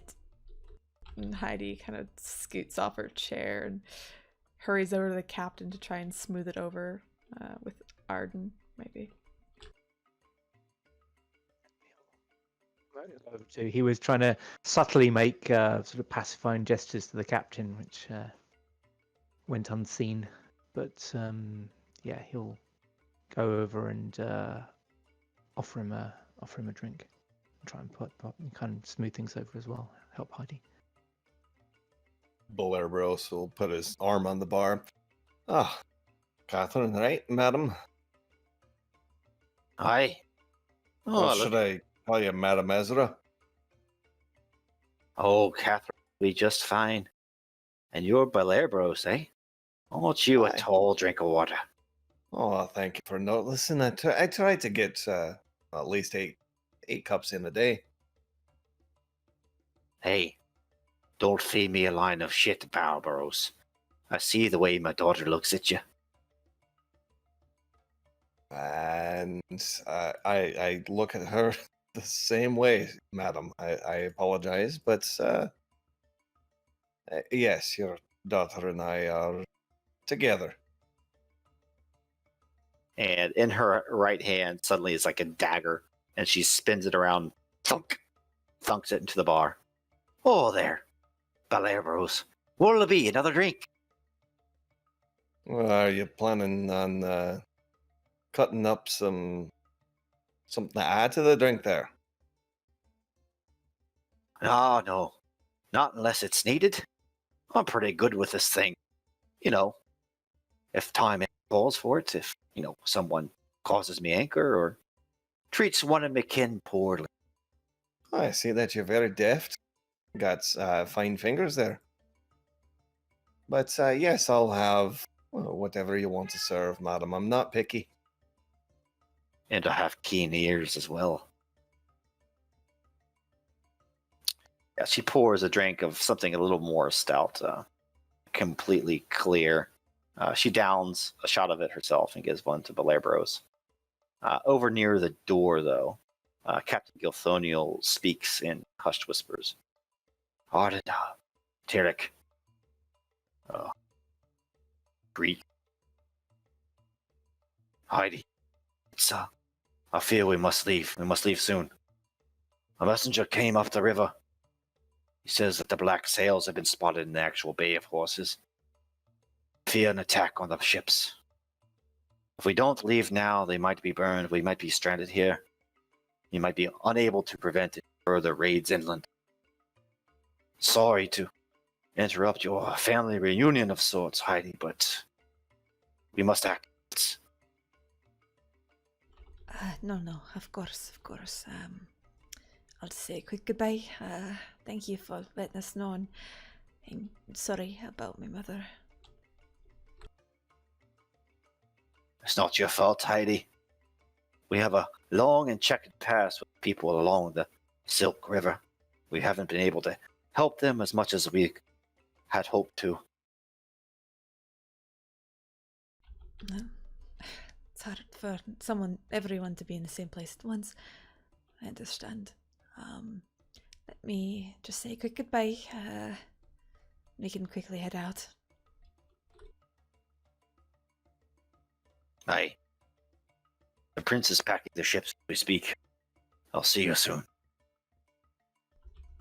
Heidi hurries back over to the bar with her mother. She leans over, pulling her mom in for a very tight hug. I'm sorry, Mummy. We have to go. There's well, we've got some snake people to kill. So I'll be doing Daddy proud. Oh, I hate to see you leave so soon, Heidi. But avenge your father. Avenge his death. Come back when you're done. I have some more things here to show you. I'll be back. I'll definitely be back after this. She gives her a big smile and another hug and clasps a hand onto Belbaros's shoulder. Are you ready there? Just a moment. Catherine, do you want to share one more there? I really appreciate what you shared with me. Barbaros, we gotta fight Yuan-Ti. A little liquid courage will help. You always say that.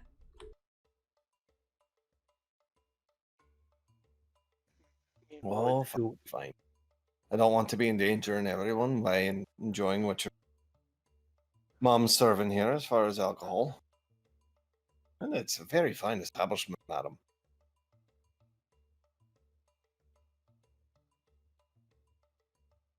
Them are kind words, Balabros. But I only care about one thing. Oh, that my sweet Heidi comes back in one piece. And that her beautiful face ain't so marred by scars of war. I'll be doing what I can to ensure that. I'm only one man, so I can do so much, but I'll make sure to bring her back. Hey, maybe next time we can bring Elwyn as well.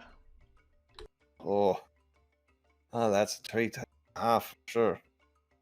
You'd like Elwyn. But we must go.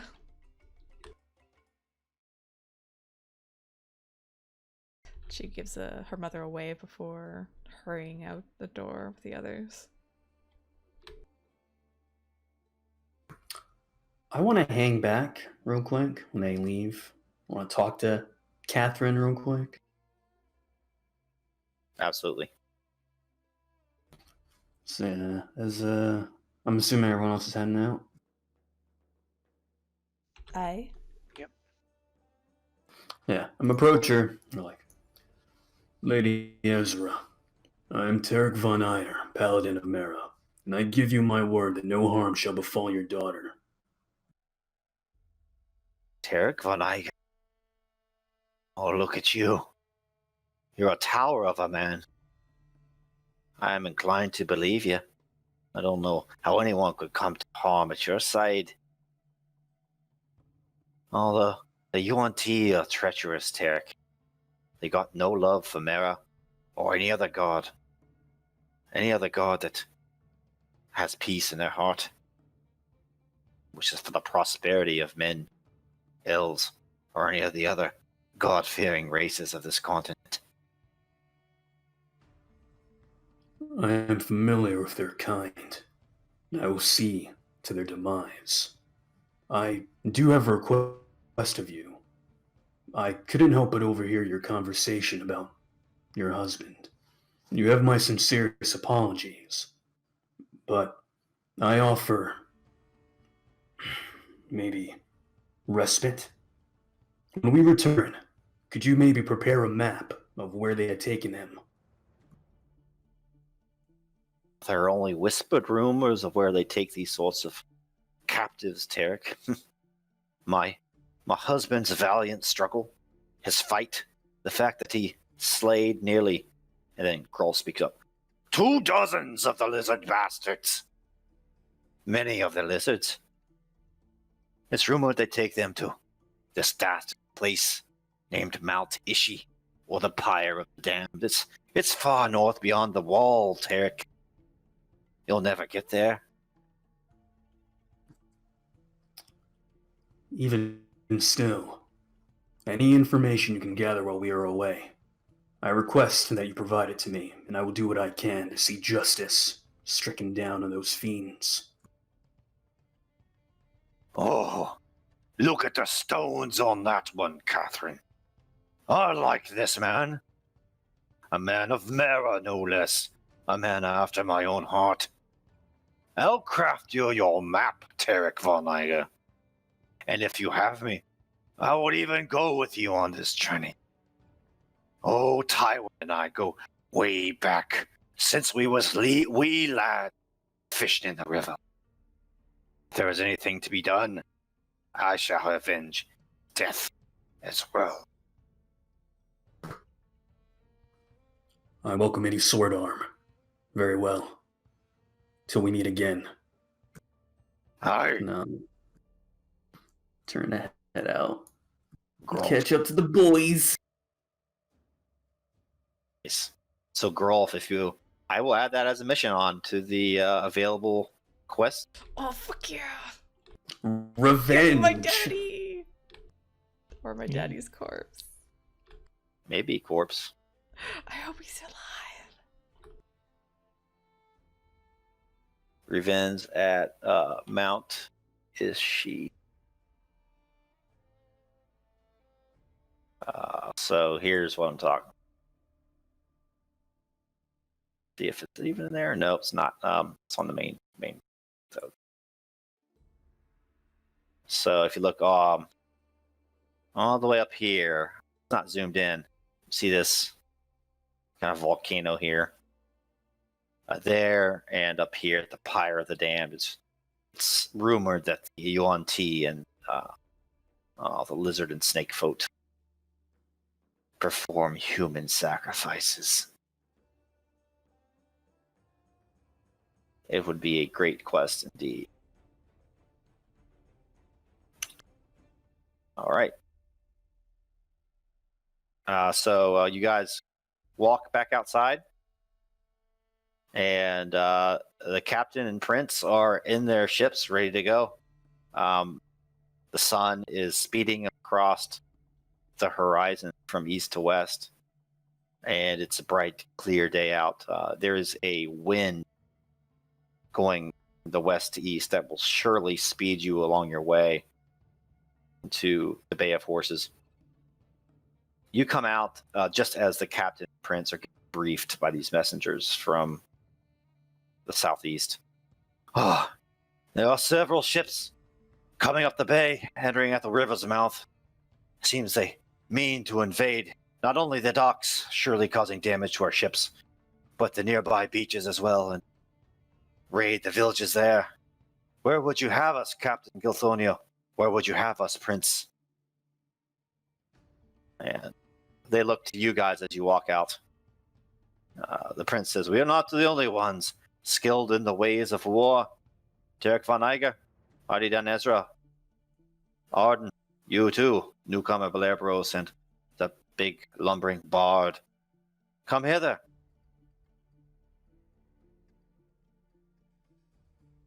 I.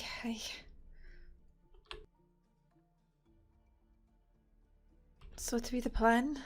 Or would you like our input? If it wasn't for you, half of our men would be at the bottom of the ocean or pray for that great, large sea beast. He kind of lays out a map of the area. Down several miles further from the town, near the river mouth, there are like a lot of kind of villages along the beach there, along the Bay of Horses, and there's also like very large docks and that sort of thing. They're planning to repel the Yuan-Ti at both areas. You are free to join in either fight. Yeah.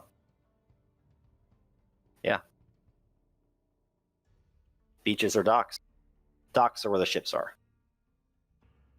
I think we should go to the docks. She looks over to Arden.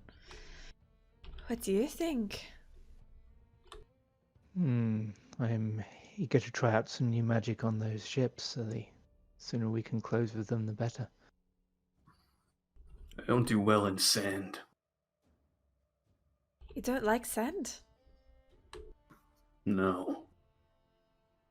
Don't do the Anakin. I was just thinking that. I know, I was waiting. If My they've got armor high weighs ground as me well. down. Well, do you think ducks then, Tarek? I mean, you are the head of, well, I guess war chief or head of soldiers? What's the term? I should know this. I'm captain of the guard. Aye, I aye. am no general. Aye, Captain of the Guard. Well, you're probably the best in coordinating attacks there. What do you think, Tarek? If we destroy their ships... so, hold up. Where's their location that they're stationed out of? Do we know that? The Yuan-Ti are invading, basically. So they're trying to burn down the elf ships and strand them, then also invade the coast. And they have their ships by the bay right now? Yeah, the reports is like they're starting to land right now. Okay. So we don't know, like, specifically where they're coming from? Like, where supply lines would be, we can hit up? No, they're raiders, basically. Fuck it. We'll burn down their ships. We'll send a message. You burn their Maybe ships, tread you the trap them here. waters. Sorry? You burn their ships, you trap them here. We also kill him. Yeah, if they're trapped here without supplies, they'll die.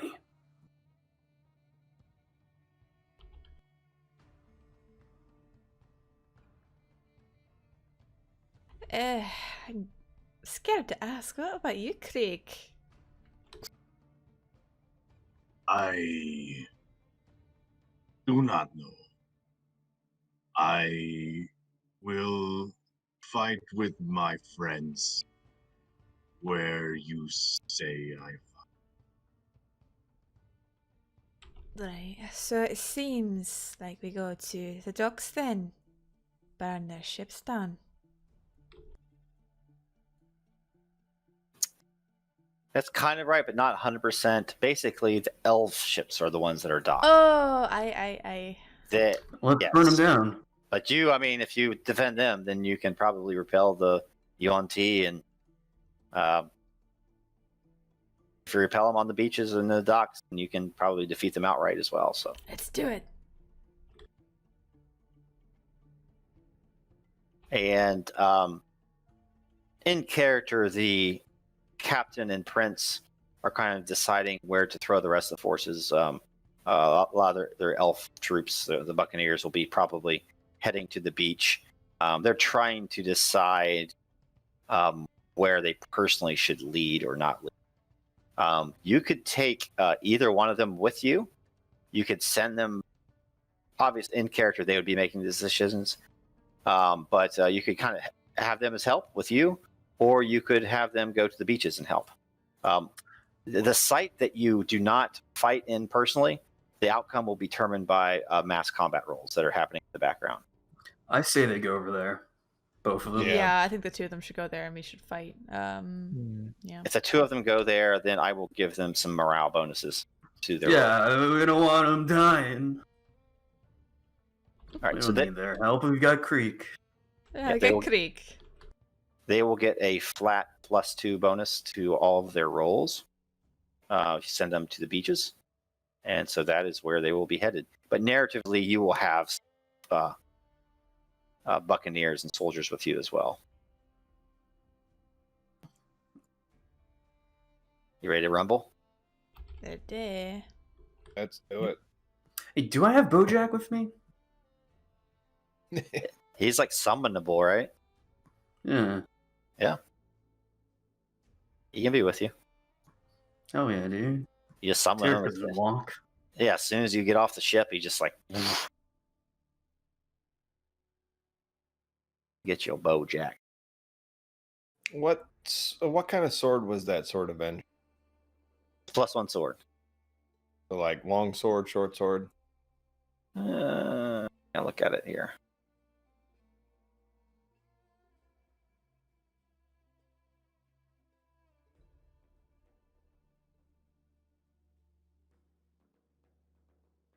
Find it.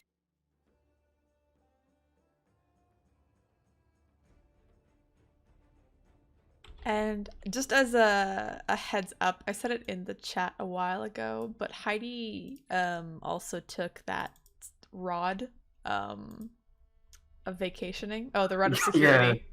Oh, The no. rod of sick vacations. Yeah, Mhm. just in case. Oh, now I can be harder on you guys.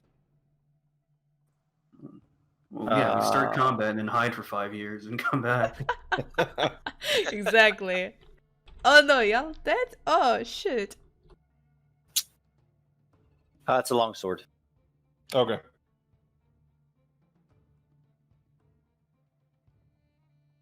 You don't want it. I can't use What can you use? I'll change it. simple weapons and short sword. It's a short sword. Okay. It's magical. It gets shorter when you hold it. Oh shit. Okay. But I mean, Heidi would have had time to identify it. It does. You have to make a. I think it's like will check or something. Wisdom check. Yeah, wisdom, and then you'll have to. If you fail it, you have to target the person who dealt damage to you most recently. So Yeah. Friendly until fire. until I die, or It's until they die. no. Wait, the person who most recently dealt damage to him, he burns himself occasionally at the end of turns, He right? just hits So- him. oh, stab himself. One more quick question before we enter battle. Would it have been plausible in the time, like the downtime, for me to purchase, because I have the money for it, a 300 GP diamond? Oh yeah, that's probably important. A diamond. Just a 300 GP one. Oh yeah, indeed. Just mark it down. Perfect. Your mom has stuff for you too, and once you get back, Oh, I knew I liked your mom. she's got a little stash she's been saving. Careful there, A Barbaros. 250 GP.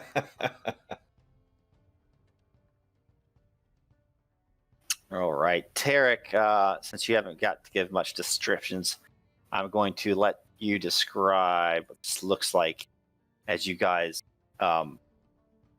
sail towards the mouth of the river. You can see the glimmering ocean in the distance, but smoke is rising over the horizon, and you make your way out. You fight a few small sorties, apparently, until you get to the docks themselves, and eventually you come to an area with a bunch of bridges. And I'm going to change the music and let you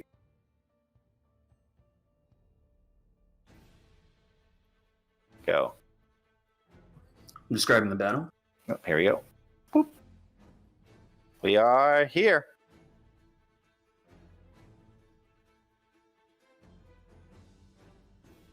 Yep. So what does it look like as you guys roll up on the scene? You've fought a few sorties on the way here. You see some buildings on fire. You see the Yuan-Ti kind of slaughtering some folks. What's going through your mind? Smoke fills the air, the heat of fire and the war, the battle. It rages on in front of us. Death and decay all about, both lizard and elf alike. Clanging, arrows thunking, screams, gurgling blood as can be heard as we approach. We managed to kill a couple on our way here, but we saw many more of our allies fallen, lifeless, laying about. It fills my good old Tarek the Paladin with rage and fury, for these lizards have wronged him in the past. He's ready to exact his revenge. Yeah. So you roll up. There's one last bridge you got to get across. You see these very graceful, massed elven ships peeking just over thatched roofs to the east, outlined by sun. That's it's like 5 or 6 o'clock in the evening, starting to set in the west. The smoke is already rising from at least one of them. So one of them's already on fire by the time you get there.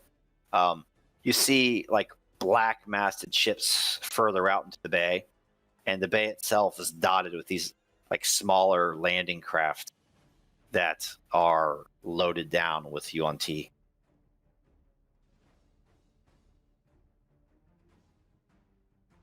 Roll for initiative.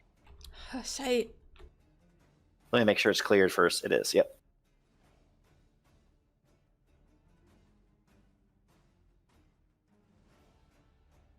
I'm so fast.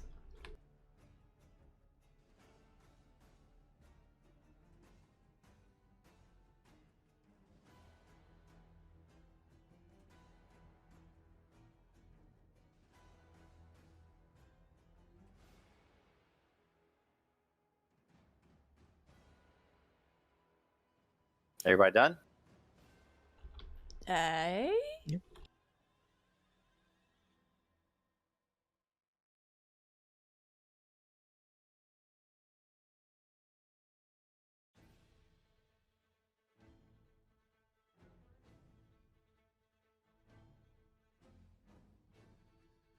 So I've got a message. I don't know if it's me.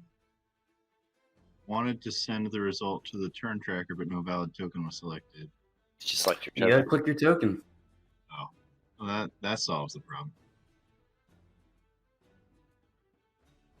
Clicked on me. Are you on there yet?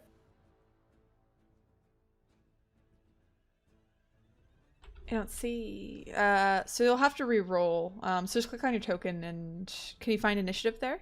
At the very top, the macros. In macros. There you go. Video. There you go, Creek. That's exactly what happened when I was rolling the character. Roll the 14 up here. Oh, there's a 7. 7. There you go. You're on there. Round 1. And Heidi, you're up first. Oh, Heidi is going to, first of all, as a bonus action, she is going to give inspiration to Tarek. She looks at the metal man and says, "You're leading the charge here. I know you can cut swaths through him." And she does that. She's also going to cast haste on Balaberos. Oh, So- man. He's already fast enough. I know, and he's gotta go faster. Oh shit! One sec. Yeah. Let me resize you guys. You're too large. Bag. So, you get +2 bonus to AC. You have advantages on dexterity saving throws, and you gain an additional attack on each of your turns.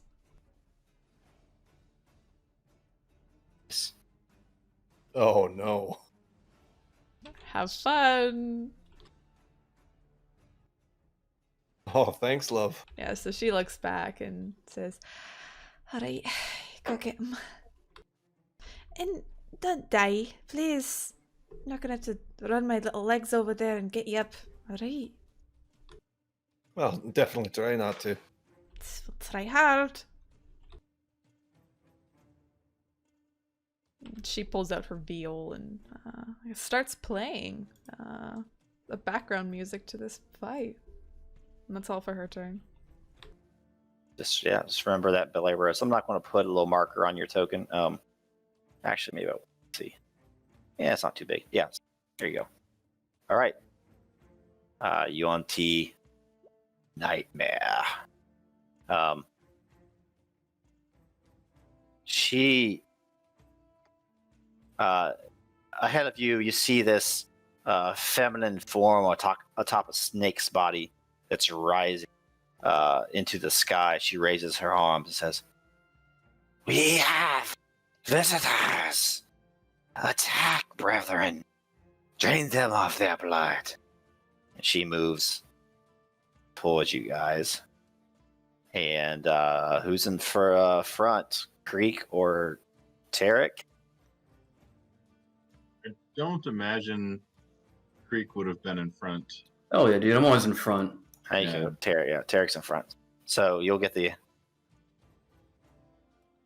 old Eldritch Blast. Oh, me or the horse, since I'm on the horse. You. 19. Hell yeah. 19 does not hit. Misses. Hell yeah. Yeah. Bounces off my shield. I see that shit. Jax just throws it at me all the time. All right. Now this gentleman will run forward. Just up here. Belair Bros, you're up. Okay. Gotta.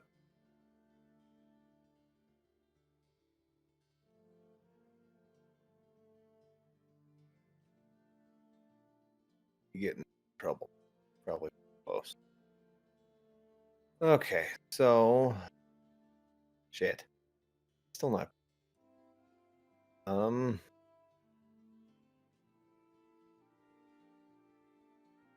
I will.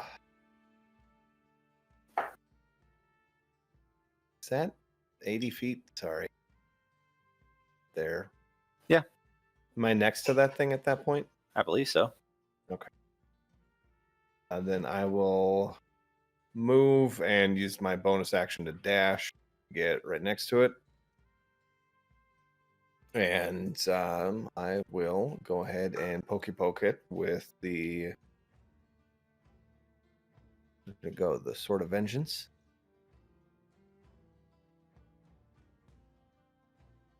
20 hits. Okay. Then 5 damage. Yep. It will go ahead and bonus action flurry of blows.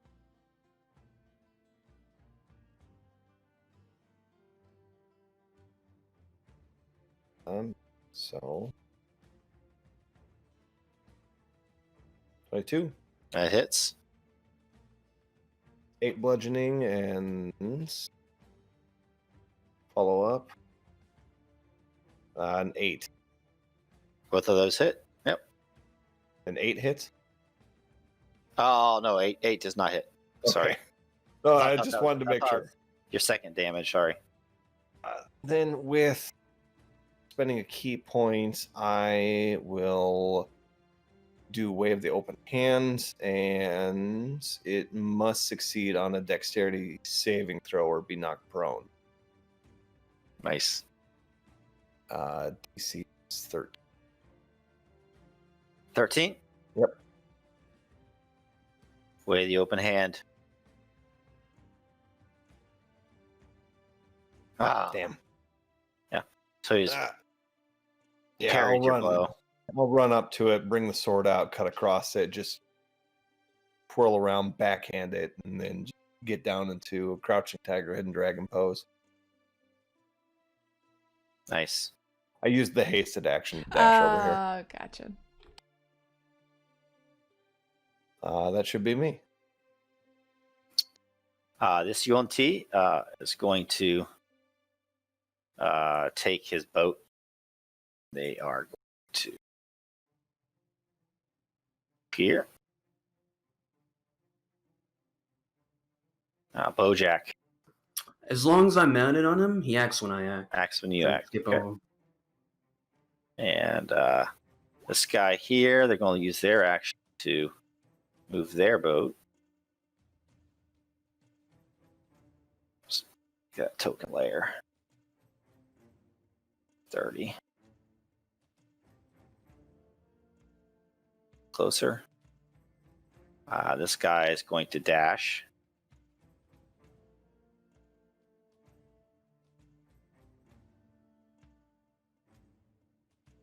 And Arden, you're up.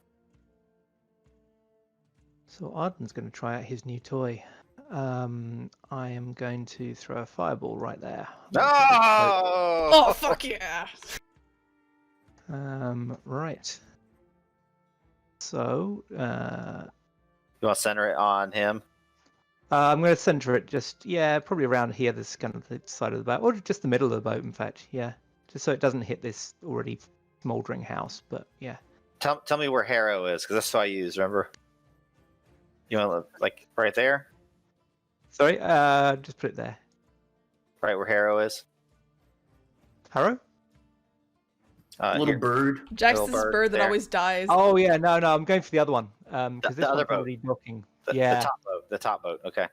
Oh, I So guess I've got more time to stop that one, haven't I? Yeah, let's do this one while they're still trying to get off it. I'll do the bottom one. Yeah. So yeah, bottom one just where you put Harrow. Yeah. Okay. What's the radius of that? That's 20 foot. So we'll 20 get the pier a little foot. bit as well, but it looks like there's. Yeah. Get them all. All right. It should set fire to the boat and the pier as well. 27 damage. So boat catches fire. And I think this will catch fire, this pier or whatever it is, if it's wood.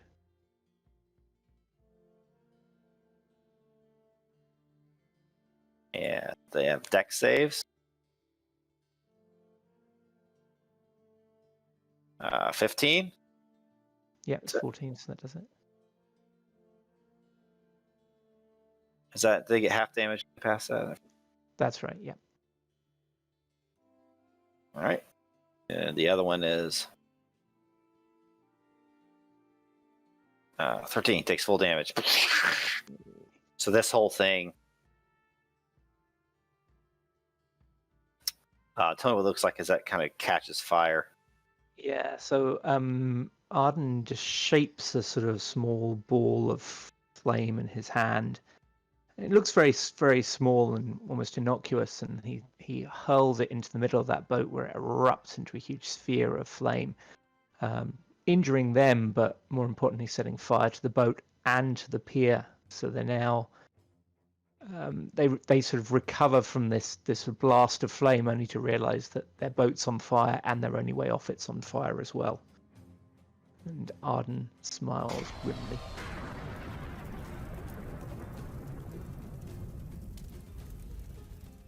That's me done. All right, Creek, you're up.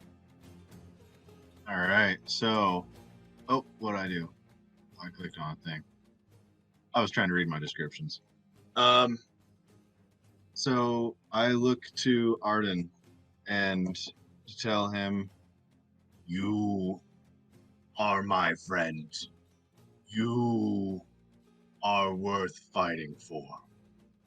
And I give him bardic inspiration for whatever else he needs, whatever else he wants to do, some other fun stuff. Cool. So remember that. And then I am looking at ranges.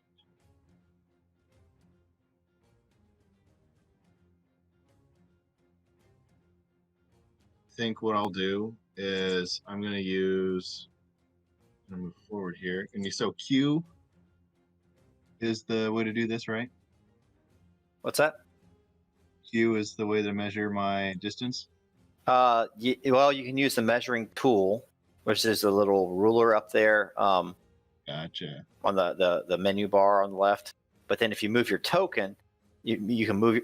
You can hold down on your token, and then if you hold down Q, it'll show you the length. All right. So I'm going to try this. Where are they? All right. I tell him that he's my friend. He's worth fighting for. Gonna move on up. Oh, so I have to deselect that, huh? Yeah. So if you select your token, drag it, and you hold Q at the same time, it'll show you. You just want to move 30 feet. Yes. So you pick it up, and then see how I'm holding it down, and then drop it 30. All right. Cool. Yeah, I think I've still got my ruler highlighted. Don't know how to unhighlight it. Just click on the select move Oh, arrow. yeah, that works. Perfect. So now I am. No. All right. So now that puts me 60 feet away from this fella, right here. And I'm going to use my dissonant whisper. Ooh. Basically, the way I imagine my dissonant whisper being is actually just like I'm not great at singing, so just targeting him with my fantastic musical ability.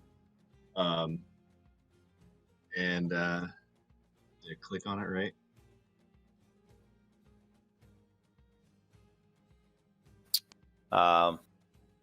16.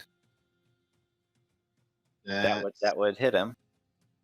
Perfect. All right. Wisdom saving throw on failed save. It takes 3d6 psychic. Yes, sir. You're such a bad singer. I'm really bad singer. Like, I'm a great dancer, but terrible singer. So you rolled a 16 for that, or Oh, he fails his throw. he Fails his failed? save. Okay. So you take 3d6 psychic damage, right? Yes. So you take 13. And use its reaction if available to move as far as speed allows away from you. Yes. So he moves 30 feet away, and he takes 13 damage. Nice. That it? Yes. All right, nice. Pitmaster, this boat on his turn, they can move. And they're going to go try to land as well. They're going to take their boat. Can he make it? Almost.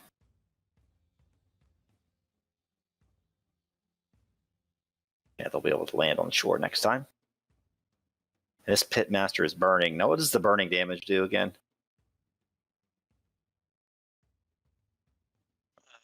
Burning. Get up.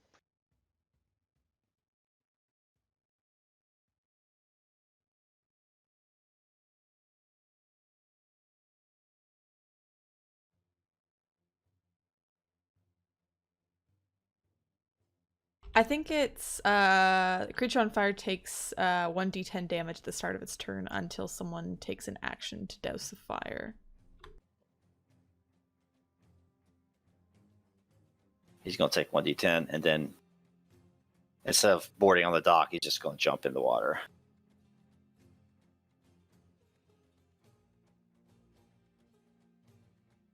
Six.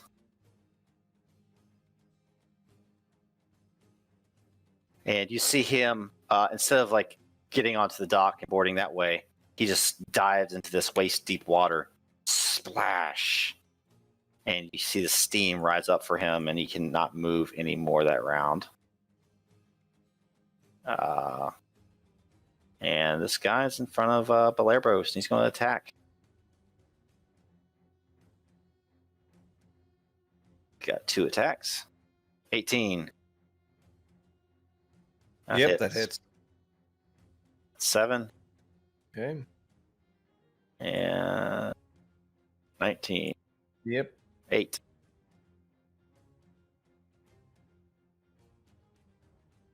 Tarek von Iger, you're up. All right. So we got 60 for the horse movement, and then I'm going to use dash to get Oh, I'm fighting. right around there. Then I'm use half my movement to dismount, and then I have 40 movement for Bojack to run away.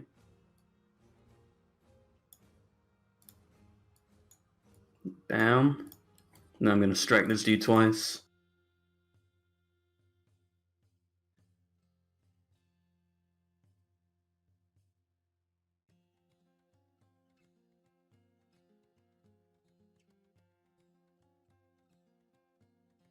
Of course. 26. Of For course. 11. An extra attack. No, it's a 9. That misses, yeah. And then bonus action, Shield of Faith on myself. Shield of Faith. How long does that last for? Let me check.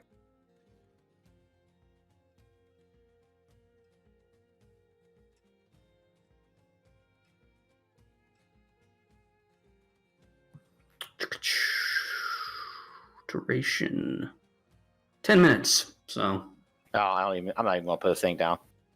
yeah. I'm not even gonna keep track of it. All right. It's round 2. You see out at the sea, lots of the landing craft and dinghies start to get closer and closer. There is a bit of a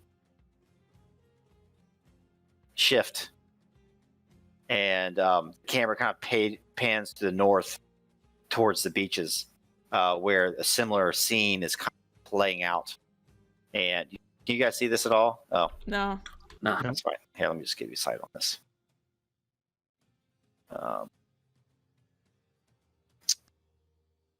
Let's try this. Tell me if you can see now. No. Nope. I see a token. Oh. It's a beach. I see. Oh. You see it now? Yep. Yep. So they're going to enter the initiative. I should have done that already. Let's see who went first. Yuan-Ti Raiders. Elves go first. So they attack. Ooh, 20 versus 11. That is a hit.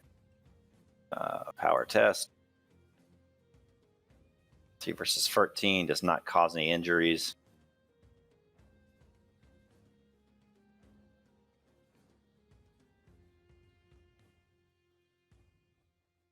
Ooh.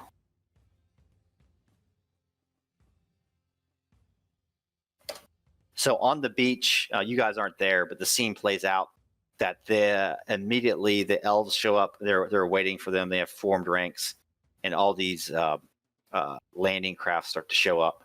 And there are mages, like from the main ship. They're just sending in eldritch blasts. And just it's almost like a World War II scene with these explosions on the beach. And the elves start to take casualties. The prince and the captain are there. Hold the line!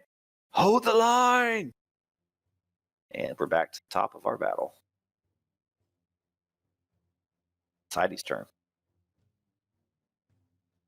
Alright, so Heidi is going to move up the 30 feet there. Oh. Okay, so she moves up 30 feet and then...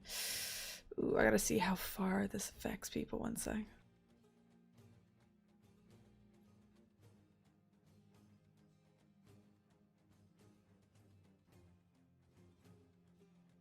It's only 30 feet. But is everyone within 30 feet of me? I think everyone but Tarek is within 30 feet of me. Oh no! God damn it, people! Alright, well, I'm not gonna do that. Faster. I know, she's so slow. She needs a mount there, Tarek. Oh, get on Bojack. So I'm going to do... Oh, goodness. I can't reach who I want to reach right now, so I'm just going to do Vicious Mockery on the one facing against Balaberos right now. And so he'll have to make a DC 16 save as I throw... Wiz? I think so. Yep, wisdom Pretty save. So she just starts to, oh no, throw insults and say, I'm sure your mother was a worm or something, because you look fucking ugly even for a snake person. Unfortunately, it doesn't translate well, and he's not offended, so he's not going to receive any damage or disadvantage. But I will grant inspiration to Balaberos. He already had it. No, oh wait, no, Tarek has inspiration from me. What's the blue dot? I forget. The blue dot's haste. Haste. Which he used, right? Yeah, he's using haste. It's 1 minute. He used the haste already. Well, it's Alright, I'll just leave no, it's the 1 blue minute dot there. long. Yeah, yeah. Inspiration. Okay. The Nightmare Speaker.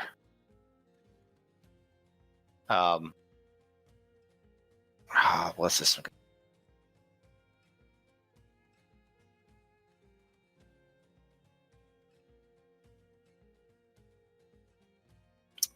Yeah, she gets a little bit closer to Tarek von Iger and kind of sees her.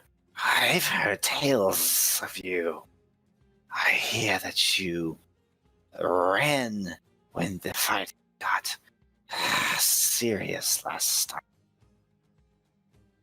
and she's going to throw an Eldritch Blast away for now. But you see her arms start to whip above her head in a frenzy as she prepares some sort of terrible magics. 8 misses, I'm sure. Yeah. All right, the one in front of you is going to attack twice. 20. Got 22, baby. Boom. Misses. Yeah, Shield of Faith. Bounces off my god. Not this one. 7 slashing. Yep. And then I'll roll concentration.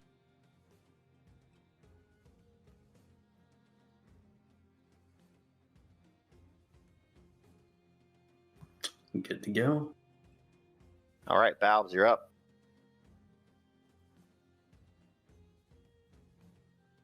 All right, since I am angry at this thing, I am going to first poke at it.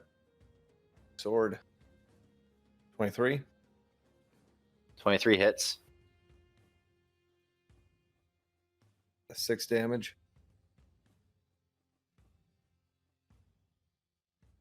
And then I will follow it up with Flurry of Blows. 25.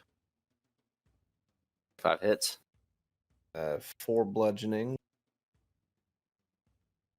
Follow-up strike. Hits. 18. All right. Another 4 damage, and it has to make 2 dexterity saving throws, or it's going to be prone. 2 of them, huh? Yep. Here we go.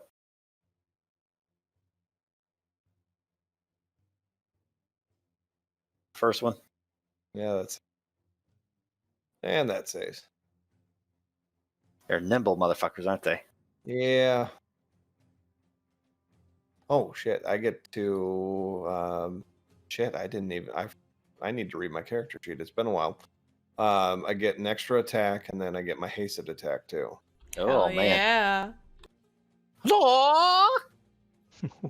23, and Hits. then follow up. Oh my That's god. Both of those hit. 5, 9, and 8. All right. Still standing, though. Looking bloodied, though. Looking bloodied. Haste do the attack action, or is it just attack?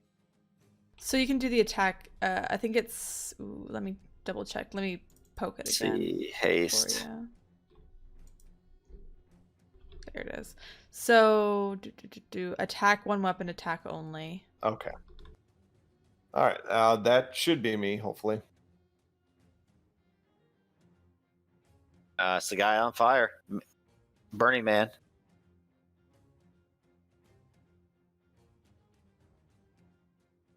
Oh, 10 damage. Oh, it's the gift that keeps on giving. And I think that he's going to have to just jump in the water as well to get put out. The boat just sinks to the bottom. And his turn is done. Sea Elf Buccaneers.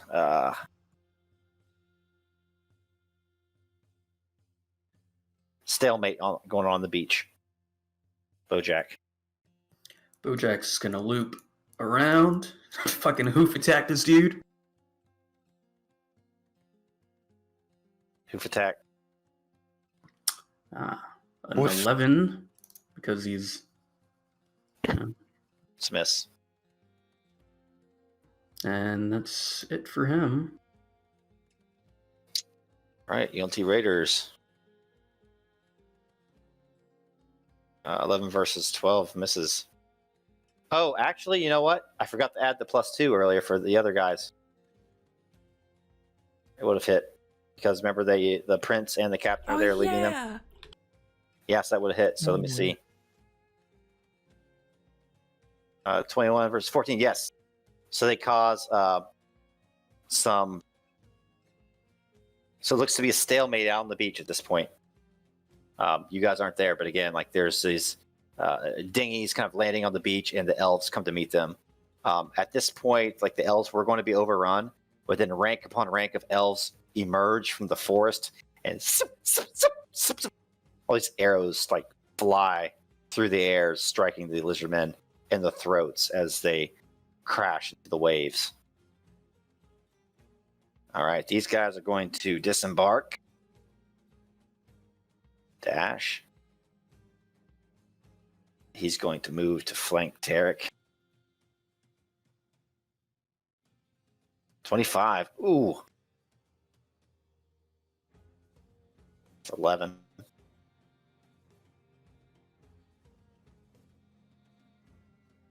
Your shield go down? I think it's 10, right? You have to be Yeah. 10 for concentration. I think so. Shield goes down, and 14 misses. Arden, you're up. Okay, so Arden's going to try the new trick. Oh, actually, no. I'm using my inspiration. Sorry, real quick to keep Oh, shield fuck up. yeah. Hey, Nice. And I only need a 1, so there's no point in rolling. Arden. okay. So Arden's going to use the trick he learnt last time, which is to spend a sorcery point and twin a guiding bolt. So he'll do one on this Yuan-Ti so that Tarek will get advantage on it. Okay. And Tarek will be able to see that because he'll see it glowing like it did before, shimmering like it did before. And then he'll do one on the pitmaster down the bottom. So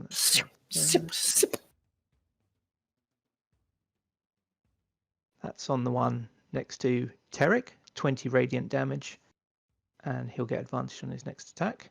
Oh, 20 radiant. That's pretty good. Yeah. And then on the other one, he only hits AC 10 on the pitmaster, so it's probably not going to hit. Nope, that misses. Okay. All right, Creek, you're up, my boy. Okay. So Oh, hold on. I'm going to use my bardic inspiration on that. go for it. Sorry to interrupt. No, you're good, man. So I gave it to you, right? Yeah, thank you. Does AC 15 hit the pitmaster? The pitmaster down here, it does. Cool. So it'll take 24 radiant damage then. Thank you for that inspiration. Woohoo! Man, ooh, that's bad. He's getting burnt, getting lit up. He's trying to like scramble up the muddy bank here. He just keeps getting pelted by you guys as you're crossing the bridge. Creek, you're up. All right, so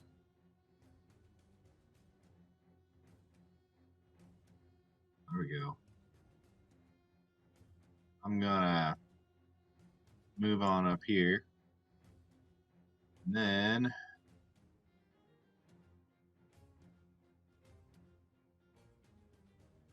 let's just say I'm going to hurl an insult at this fella. Range. Yes, I'm going to hurl an insult at this fella over here. You have tiny chicken legs. And yeah. So that is a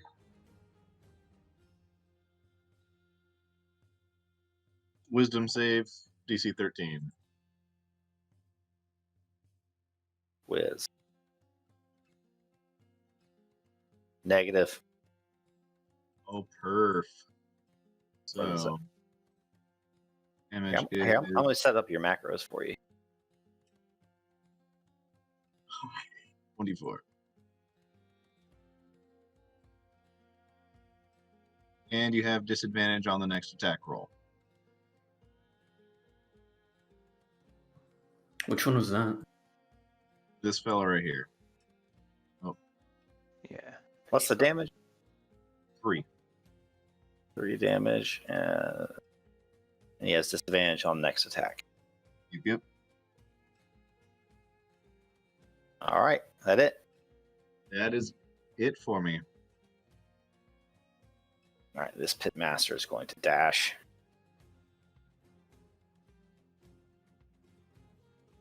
This guy, though, is finally get up onto the dock. Climbs up onto dry land. Yeah, he moves his hands and shoots an eldritch blast towards Blair Burrows.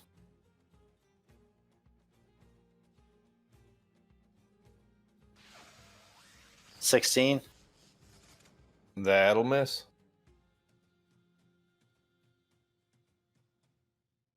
Tracy. It's 15, but with haste, it's +2, so 17. Oh, nice. So nimble. Uh-huh. He'll use the rest of his movement to move to there. This guy will attack you twice. 13 misses. And 9 misses. Tarek, you're up, my boy. We're gonna keep beating up the one I was beating up before. So Warhammer to the face. Actually, yeah, we're definitely doing that. The one that So- I'm clicking on, you've got advantage on this round if you attack. But he also has disadvantage, so Yeah, true. 18 18 hits. for 5. I'm gonna put a Divine Smite rank 1 on that. All right. So that's 11. And I'll swing again. 12 the hit Yes. for 9. Got it. Stands. That it? Yeah.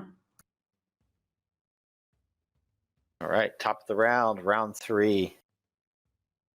Got some more dinghies kind of coming in.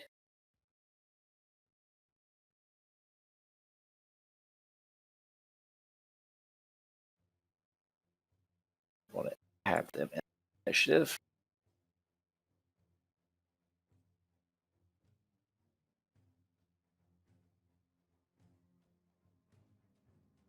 All right.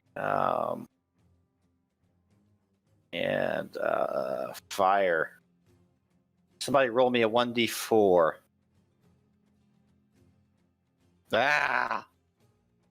McCurt, tell me what you're thinking and feeling as you look out across the docks and that middle ship that was on fire.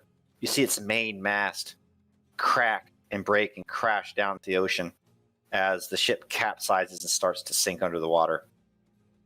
What am I feeling? Yeah. I am starting to realize that even though I'm a little bit away from this battle, like I'm in it, but I've kept my distance, that death is a real option, and this is way more dangerous than anything I've ever been in. Yeah. So that's what happens to that boat. Fortunately, you lost one of them. All right. We're back to the top. Heidi, I think you're before the nightmare speaker, so. Hey, so she is going to take some steps up here. And let's see. So he's there. She's way out of range. So to this guy who's sitting there, actually no. How hard does this one look here? He looks quite erect. Alright,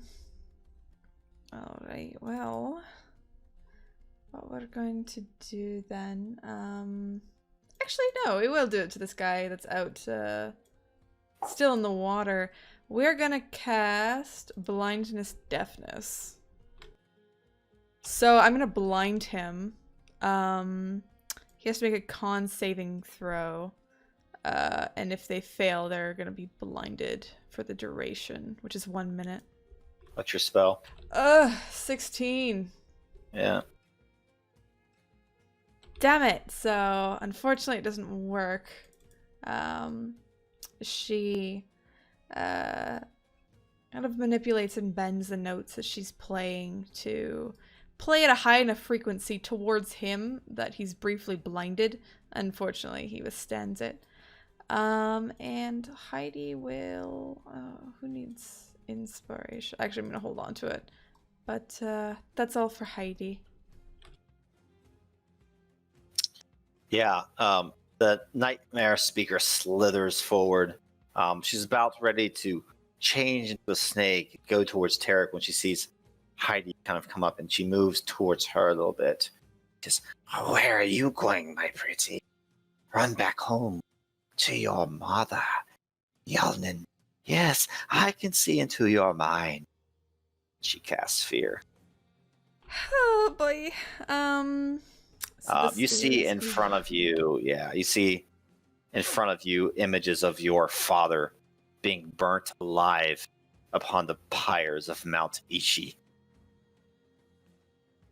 This is gonna be bad. Yeah, let me see what her spell saving AC is real quick. 13. Charisma. Oh, alright. Okay. Wait, you're out. I do not have a good wisdom save. So, you just hear a scream rip from Heidi's throat as she sees this. Tears just start to stream down her eyes, and seeing the onslaught from her mind's eye, these hordes of Yuan-Ti just starting to funnel towards them, she kind of goes back into the place where she's like a small girl, unable to defend herself, and just seeing the hordes of attacking Yuan-Ti has terrified her. And she's about to turn tail and just run.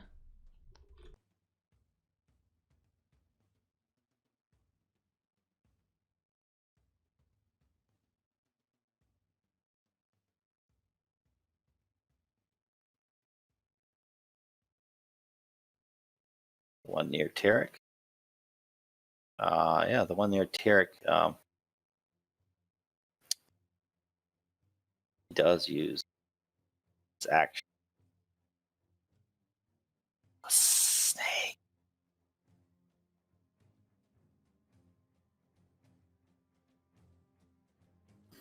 They'll never look work at for that. you. Never work. Never work. Yeah, he turns into a snake. That's what he's doing right now. Snail. Blair Bros, you're up.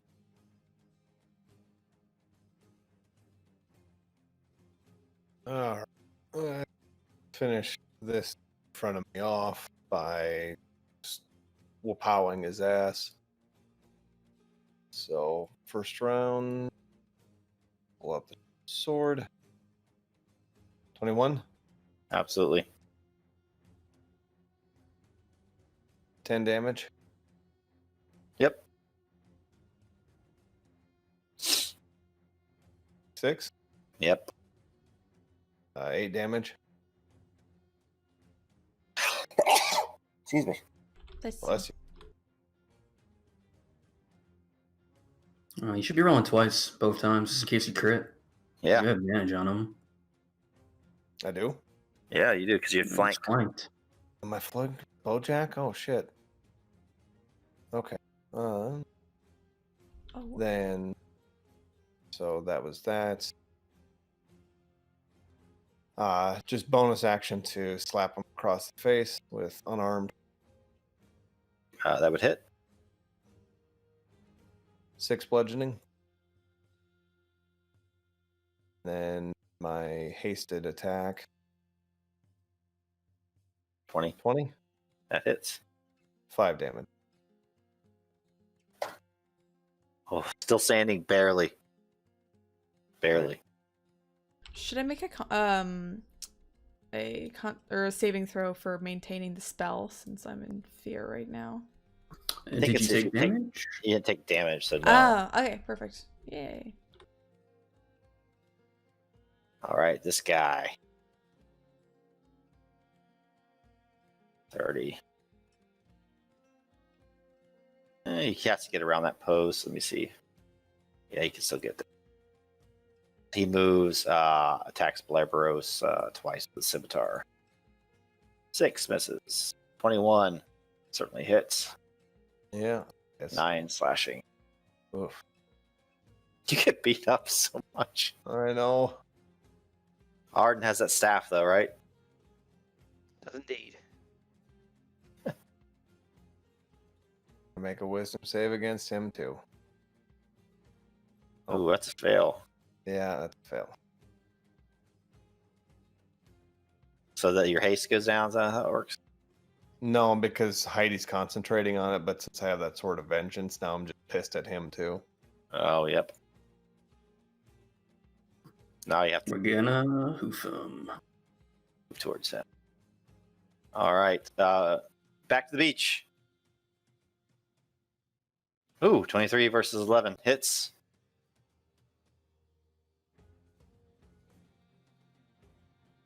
They do not do damage though. Yuan-Ti Raiders. 13 versus 12 does hit. And take a casualty.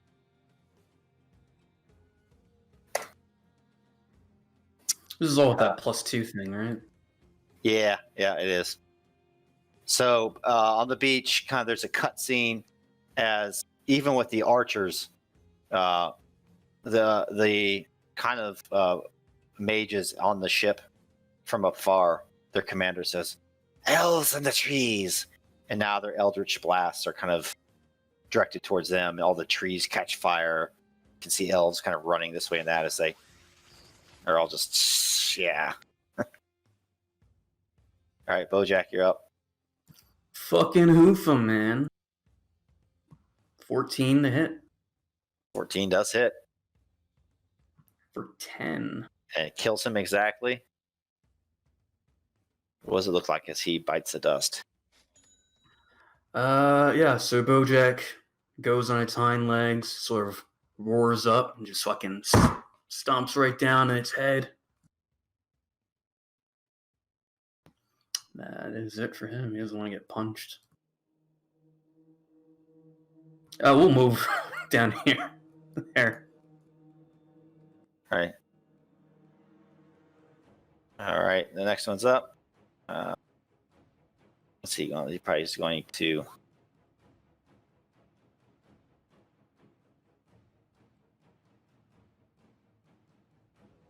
Dash. This one, he has disadvantages, doesn't he? But he's flanked, so it's normal. Yep. Nope. Nope. Nope.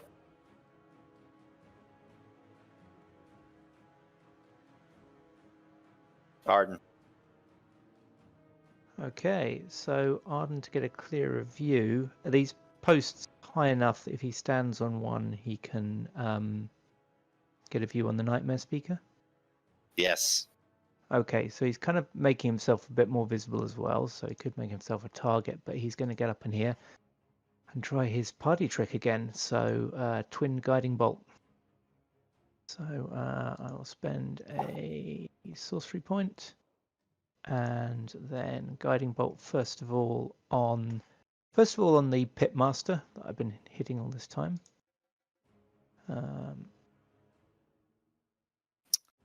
17. Oh man, your damage is starting to explode.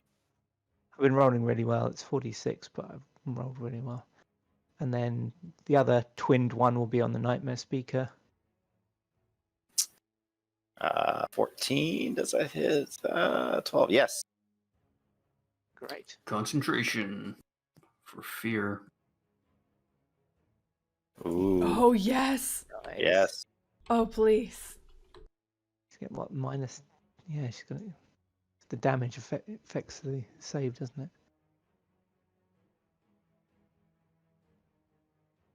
it? Charisma. It would be Constitution, I think. Constitution. Yeah, is it's a check. Constitution.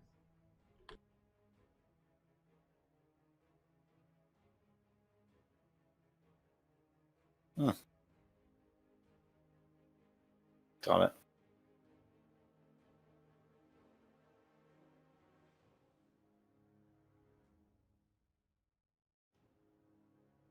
Well, let me roll off the sheet.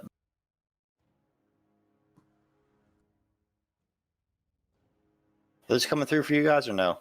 No, I don't Nope. see it. Nope. Let me just refresh my browser.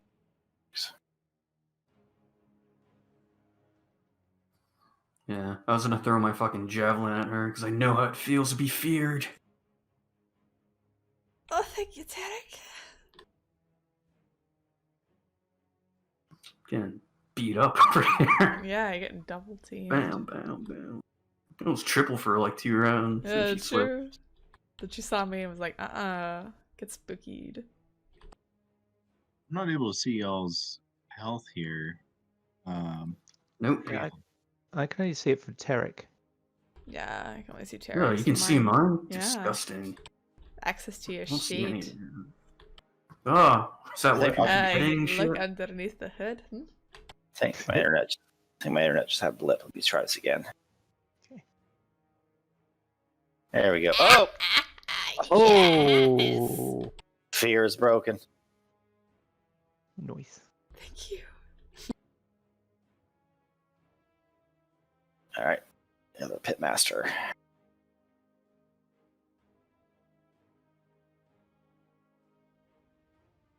Let's into the fray. Yeah, that one in the bottom's taken a ton of damage. Creek, you're up. Creek. All right.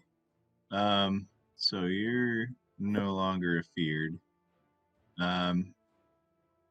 What I will do. You are. How are you looking, Belebros? If you were to put a numeric value to how well you feel. Am I muted? No, we hear you. Yeah, what do you look like You can put it in narratively, text. Galabros? Do you look beat up? All right. Bloody. So Yeah, he's He's been banged on pretty hard. yeah, he's focused on the thing in front of him, but he's kind of staggering a little bit. all right. Well, what I'll do then, I'm moving up a little bit and friend feel better. Yeah, feel better. Try this.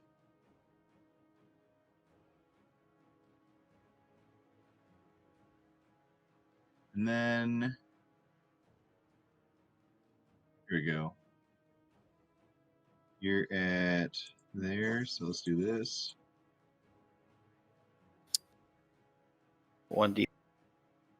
1d4 plus your spell casting modifier. And I'm gonna cast it at second level, so that will be 2d4 plus my charisma.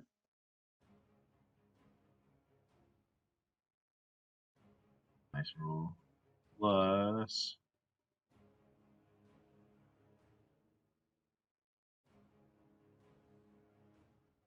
So I think it's 2, charisma. so 10 damage. So you recover 10. Not bad.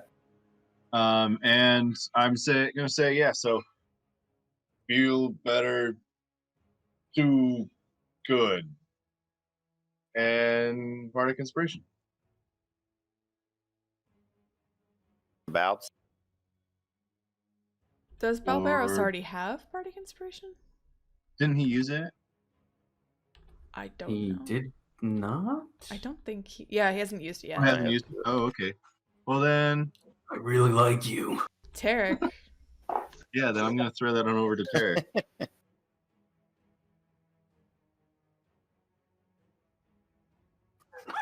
He's double inspired. Get it. All right. This one here is going to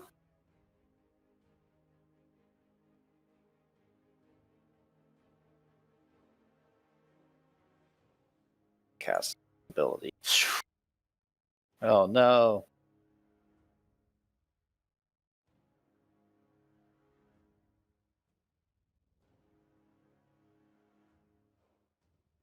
The Pitmaster.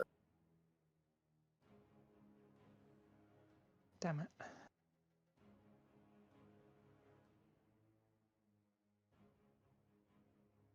Tarek, you're up. We're gonna keep smiting Snake Boy until he drops. I have a feeling he's going to drop this round. 19. 19 hits. That's just 5. 5.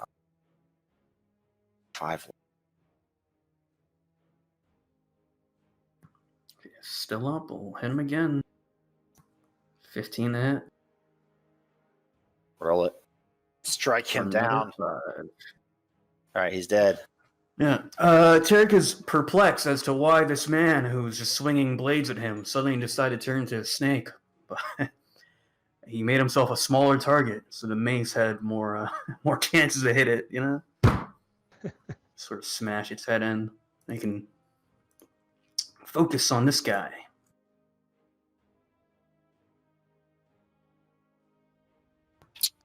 And we're at round 4.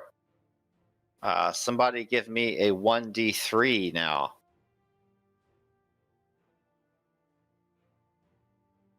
Oh, Heidi! Oop! Next ship catches on fire. You see, like, some of the ships out in the bay have lit some fire arrows, and one of the ships to the north catches.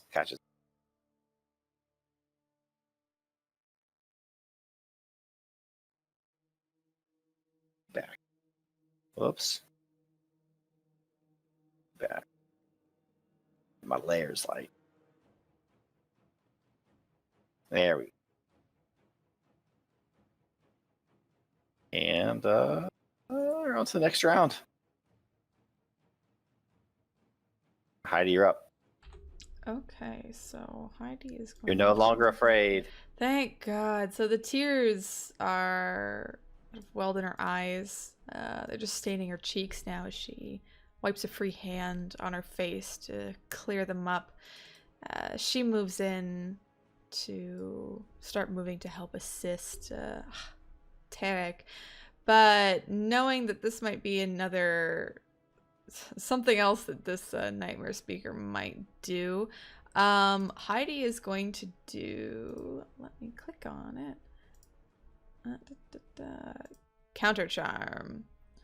So if there's anything that would we have advantage on the saving throws against being frightened or charmed until the end of my next round or my next turn. 30-foot cone.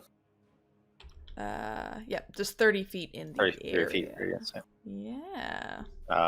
pretty much everybody. Except Arden.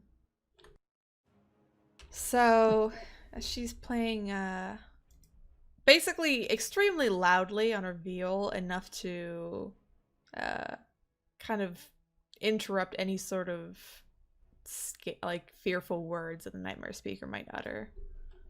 That's all for Heidi.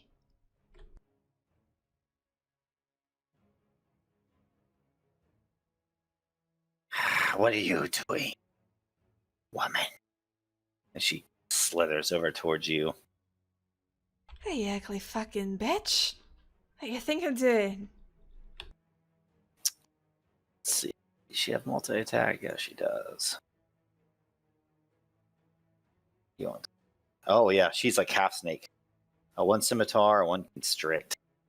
So the scimitar. 18. Oh, yeah, that hits. 8 slashing. And she also wants to use this big bad boy. Where is it? Death Fangs. Oh, I have no clue why that happens sometimes. I'm not sure. It works this way. Yep. First time it hits with a melee attack on its turn, it can deal an extra 3d10 necrotic. Oh my God. Oh, Oh, 11. And then I need to use constrict as well. 11. it misses. So it slashes across you with a scimitar. Yeah, you feel it's whatever this thing is coated with. It's like acid burns your skin, and you feel its tail start to wrap around your feet. But then you kind of widen your stance and shirk it off. The Heidi, Right. just kind of lets out a yelp as it just starts to burn her skin. She's dancing away from the Nightmare Speaker. Babs. Yeah, I'm going to go to run this thing. Oh, first round.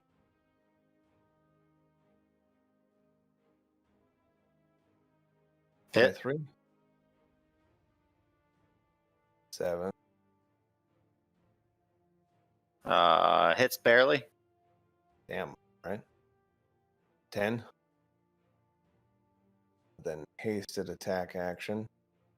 Oh, let Oh, me roll it's- Constitution first to see if I still have it Oh, up. it- Which I yeah. do. 27. This might kill it. 11. Yep, it does. Okay. What does it look like as he goes down? So as just the radiant sparks just start flying off my shoulders, I just take my short sword and just stab it right down its chest. Then I've got movement, so I'm going to get right over there and say, "Oh, sorry, love. I'm better now." And then flurry of blows this thing. You are flanked, so he gets 25 hits. 6 bludgeoning, followed up with another hit. Hits. 3. Mm-hmm. 9 bludgeoning and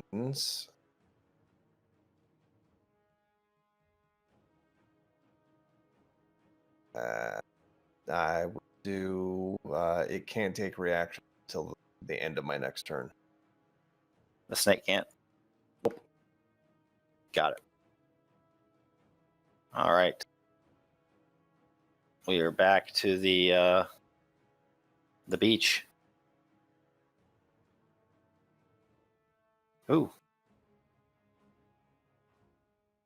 Ooh. 4.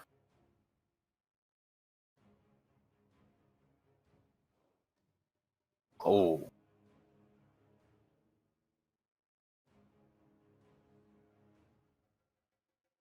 Again, it's like a stalemate on the beach. As you push forward through the docks. Bojack, you're up. Bojack's just gonna run back to Arden and then sort of kneel his head down, sort of like prompting him to get on. That's it. These Yuan-Tis. Oh, here comes the big wave of them. 30. Actually, this one's just going to stand there, and he's going to stand. He's not going to move. He's going to take out his longbow and then fire it twice at Balbs. 14 misses, right? Yep, that'll miss. 16 misses. These things kind of post up. The one near Tarek. He's going to try to attack Tarek twice.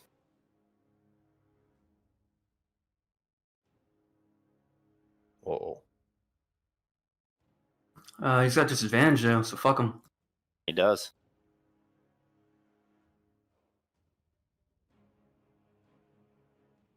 Pitmaster is going to cast.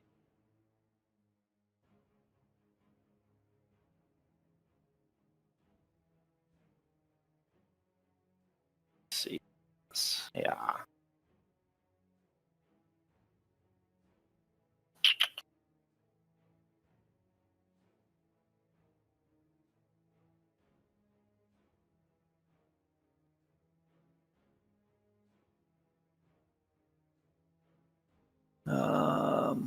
Bonus action. Okay, sweet. Going to move 30. He's going to cast Misty Step. I'm here. Gives him another 30 as a bonus action. And he will attack you from behind.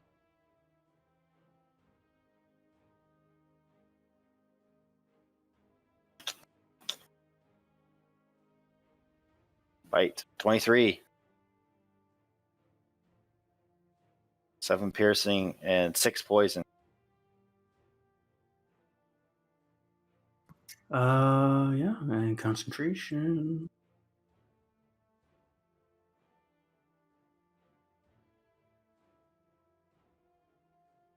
Got it.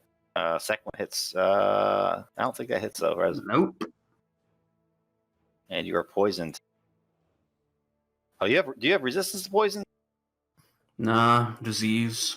Oh.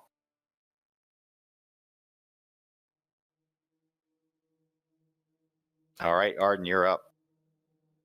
Okay, so Arden leaps from the bridge parapet onto Bojack. Yep, so using his prepped action, we're going to move 40 feet close to the fray. Or 50. We're going to get next to Creek. Creek. Did that. Okay. I'll put myself there. Doesn't matter. Okay, so that's got Arden close enough to use his staff. So as he charges up on Bojack, he holds his holy staff aloft and says, "By the grace of the gods, be healed!" And as he says it, washing out from about here, I think that should get everyone. There's going to be a 30-foot sphere of light. About here.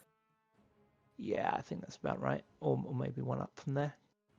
If you could go one square north of there, because I want to That should get Creek as well. Oh, is it? Should get Okay, it, buddy. cool. Because then I can Oh do man. 6 creatures within range. So I choose everyone, including Bojack. I think 1, 2, 3, 4, 5, 6. Yeah, 6. So Oh. everyone gets back 17 hit Oh! points.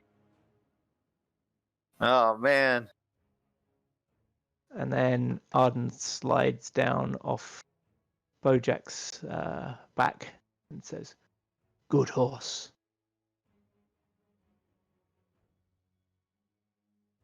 Stares blankly at you. Creek, your turn. All right. So Creek is going to move right on here.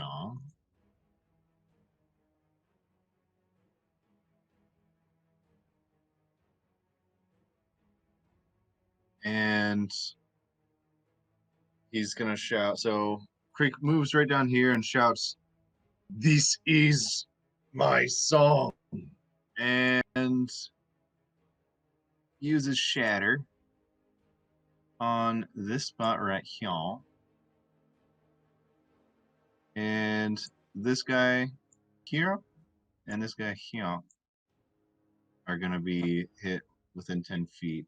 So they spell a saving throw, I believe. Oh boy. Constitution saving throw. All right, here's the Pit Masters. 2. Oh, he'll take the full damage. Roll 3d8 for me.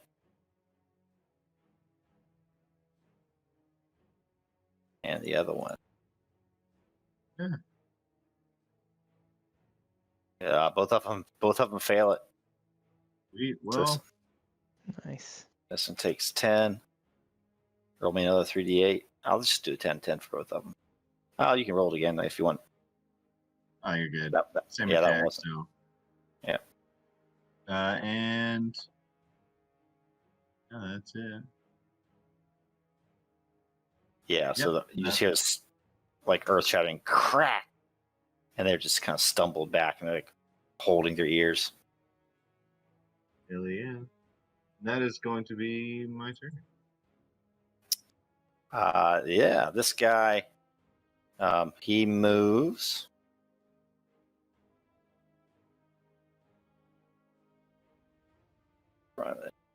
Is there. And he shoots his longbow at Balbs. She couldn't move and do that at the same time. Just take a 5-foot step. 10 misses. 11 misses. Falls over you. The pitmaster, however, he is going to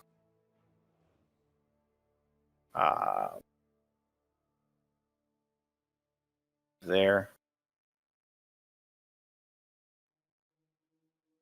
Bonus action behind Treep. He misty steps.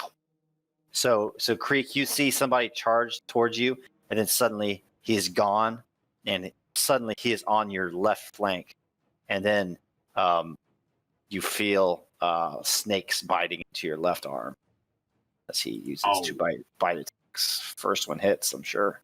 Yes. You are poisoned, Hmm.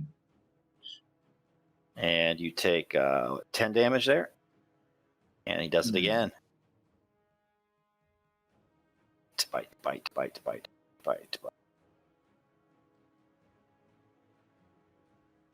16. Another 10 damage. So that puts you at 21. What would you start at? 31. So it puts me at 31. 11. Put you at 11. Ooh, not good. I seem to have lost the ability to click on me. Oh, shit. I'm in. All right, have it again.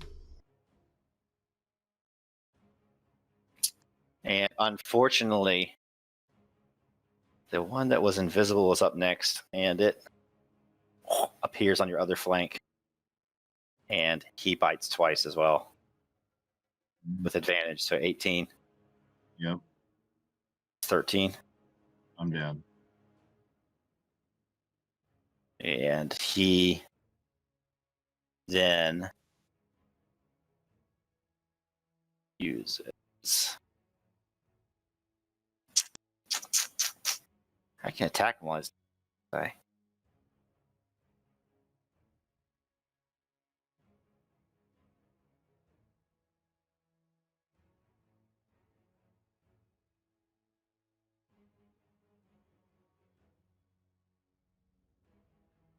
He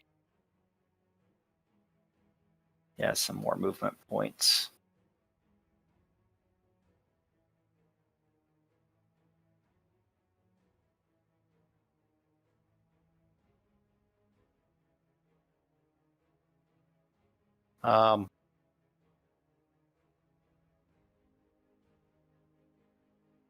Yeah, his bonus action is going to he's going to use Misty Step now too. Boom. And now he's on the other side of Heidi. All right, and that's him. Round 5. Somebody roll me a 1d2. Oh. That other ship's still burning, but it's not too badly damaged yet. Tarek, we forgot you're up. Yeah, let's fucking.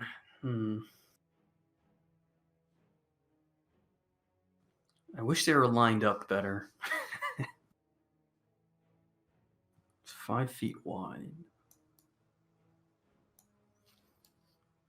Nah, that would hit Heidi. Alright, fuck it. I'm just gonna swing.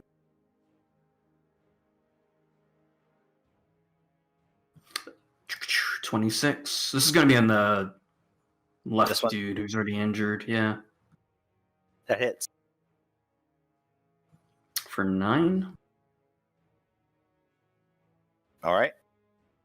And then we'll do it again.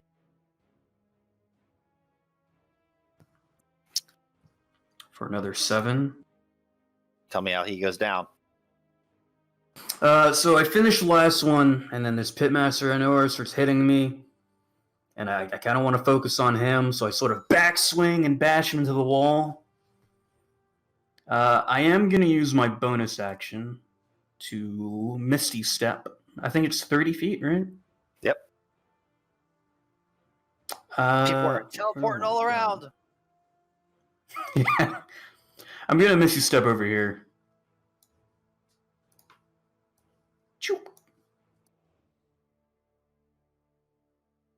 That And that is it. What does the poison do? You have disadvantage on attacks. Oh, they both still hit. 22-16, Yeah, baby. And Heidi, you're up. All right, so Heidi is gonna do something a little fun here. I'm gonna just turn this back on. Oh, it is on. Yay. Okay, so I'm going to center sleep right here. So it's gonna hit these 4, but it's gonna avoid Tarek. Right here? Yeah. So What's the radius on it? 20 feet. So it hits these 4. And I'm gonna make it a 3rd level spell. I think that increases my dice. Isn't sleep only hostile creatures, so it wouldn't have to worry about it being centered on him? No, it's all creatures. It's creatures, but the thing is, it's starts the lowest hit dice, so most likely Heidi won't get affected. But this is probably for the best anyway. Yeah. There is a place you could. Yeah, there's a place you could drop it that would get them all, not your friends. Yeah. No, I kind of calculated that out. It was like over here. Yeah. Yep. No, sorry, over here. All right. And it would just get Cool. me. But yeah, right here, then it'll get dropped. So, give me 1 sec. Let's see if I can do this. Drop that sleep.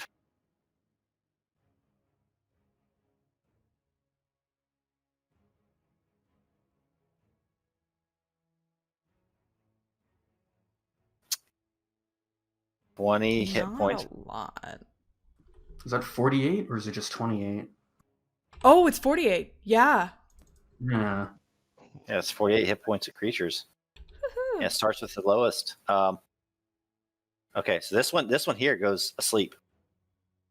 Whoop. And you have what, 41 left? Yep. Oh my god, no. Wait, what's Heidi's health? 46. Nope, it's going to go to the nightmare speaker next. And it's going to put her to sleep. So 48. She had what, 41 left?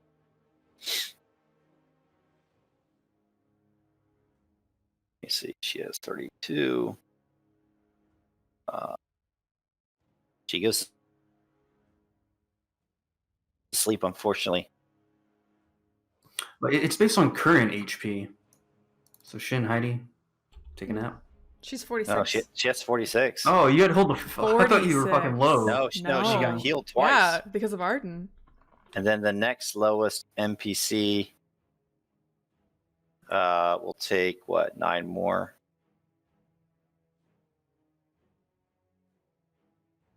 No, will not affect him. All right. So these guys are both snoozing. So Heidi switches her song to more of a lullaby, and you see just the one that appeared right beside her, and the nightmare speaker in front of her. Oh, man. Good move. Good move. Because she's up next. Pro strats. What do they have to roll to wake up? Anything? I don't think they can, unless I don't think they Someone can. else can wake them up, or they take damage. Yep. Let me make a little sleep. Sleep. Say +1. Yeah. Heidi's. Add.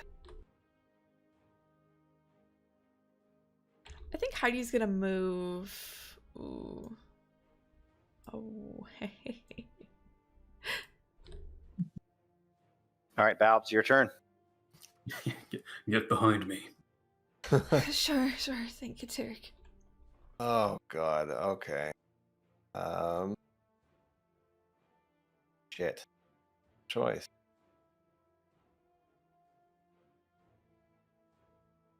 Do I go after these guys or do I go after these guys? Archers. Yeah, I don't want to do that. Oh, true. Maybe you should go after the far ones. Yeah, I think I'll go after. Well, yeah, I will go over here. My hasted action dash. And then I'm gonna light it up.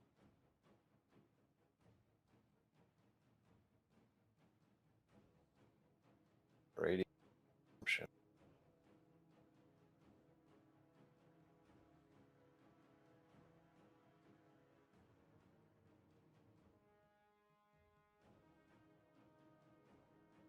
So yeah, that's my turn. Radiant consumption. I will actually spend a key point to damn patient defense. So they have disadvantage when they attack me.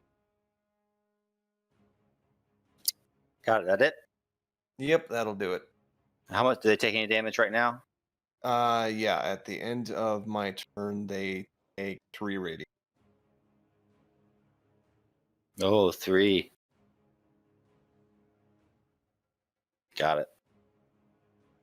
All right. Let's see what's going on the beach.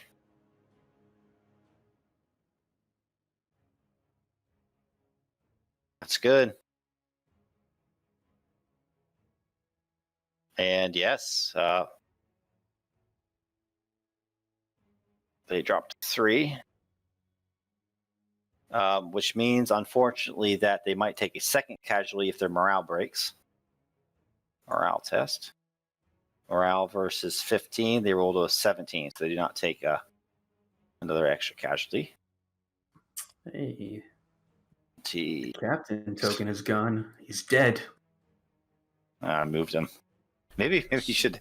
Oh, 12 might hit. Power. No. Yep, they do take a casualty, which means they have to make a morale test as well. Oh, take 2. So that drops them down to 2, right?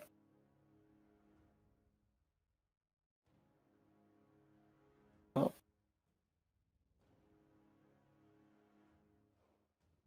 Yeah. Well, tell me, somebody narrate what's going on the beach as the tide turns, and actually the prince and captain start to lose ground as more and more Yuan-Ti storm the beach. Who wants to take it? Arden. Arden. So the battle's 500 been XP going. you're riding on it. The battle has been going to back and forth, and things have been fairly even. You know, the elves were driven back, but the archers from the trees helped support them.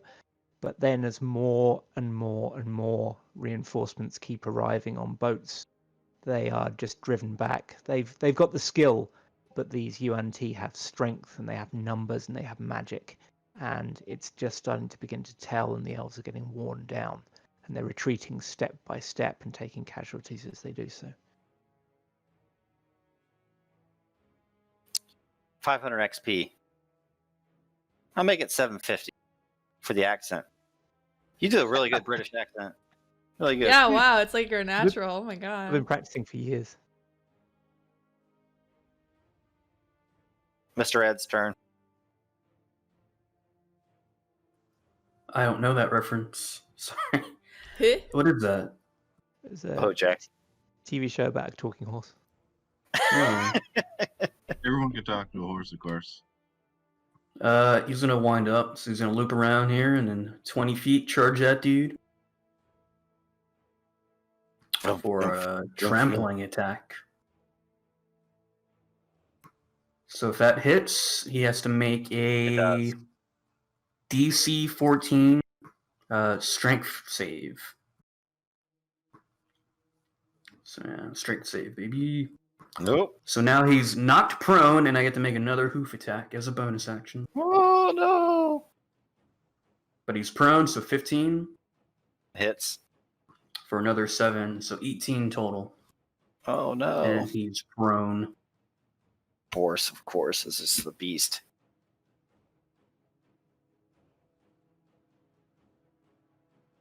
As Belabros flies across the battlefield, this Yuan-Ti uses his movement points to drop his bow, one action to wield his scimitar, and the other one to attack. 11 misses, I'm guessing.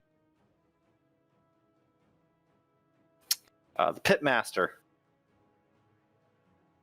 I forgot to use it before, but I won't. He will simply use. He'll just bite the horse twice. 9. Nope. Left. Oh, come on, No. bastard. Arden, you're up. Oh, Okay. is Tarek or Heidi injured? There is an unconscious Creek, but I we'll know. ignore I'm- that. No. There's I'm unconscious Creek. I'm planning to twin again. You see. I'm at 30. I'm all right. Fine. She's injured by 2. I'm injured by like barely 14. injured. Okay, so I'll go for Tarek then. So I am going to cast. So Arden goes up to here, and he puts one hand. Actually, I don't think you can twin a touch spell, can you? So actually, no, he'll stay back where he was, and he'll use Healing Word, twinned. So he'll cast it at 3rd level and use all his remaining sorcery points, and it will go to Tarek and Creek. So 3rd level Healing Word. So 16 to Creek. He gets 16 back, and Tarek gets 13 back. Oh, he's alive. Tarek, you're up too. 1 second. Or Creek is up. I'm sorry.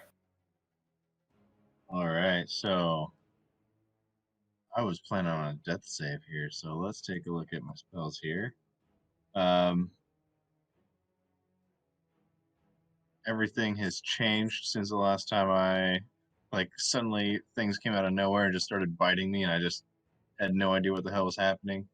But I open my eyes and see one right next to me, it looks like. So I'm going to use I'm going to stand up and use Thunderclap on each creature within range other than you. So let me take a look and see. Just fuck us up, wake everyone up.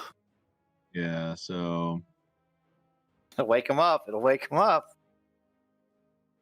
loud Don't wake him thunderous up boom. now. that's a thing I shouldn't do. I don't want to hit anyone too.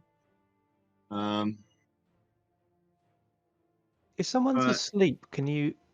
How do attacks on them work? I think it's just advantage. Okay. No coup de grace. Oh, If shame. the way I've been playing it, like if there's kind of time you're out of the den of battle, yes. But if you have a threat nearby, no. Okay. Then I'm just gonna pull out my sword, and choppy on this fella right here in front of me. You got the poison. I'm still poisoned. Yep. Yep. Sword.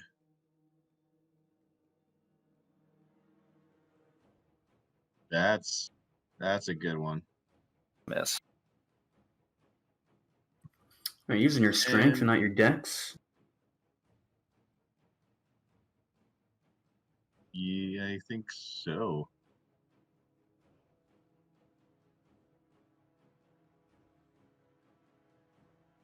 I have 0 dex, so I think I'll take that. I mean, I've got some good numbers, man. And then I will use. Do you still have bardic inspiration, Tarek? I do. You do? Okay. How long does it last? Maybe I don't know. It's 10 minutes, I believe. Yeah. Well, it should be. We're only on round 5, so it hasn't been a minute yet. Yeah, I think Arden, you have inspiration as well, right? No, I used mine. You used it. Okay. Yeah, I used it to hit one of the Yuan-Ti. Well Worked then, nice. I will stand up, do my sword, and look to you, Arden, and say, "Friend, do good again." Arden And smiles. perfect. That's me.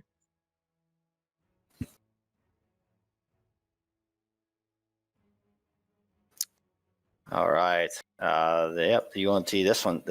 He's going to ask to do the same thing. He's going to drop his bow. Going to appear to flank and attack one time only. 19. Oh yeah, that'll hit. 9 slashing damage.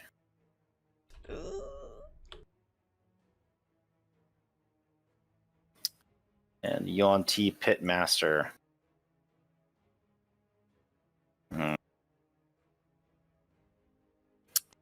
Let's see here.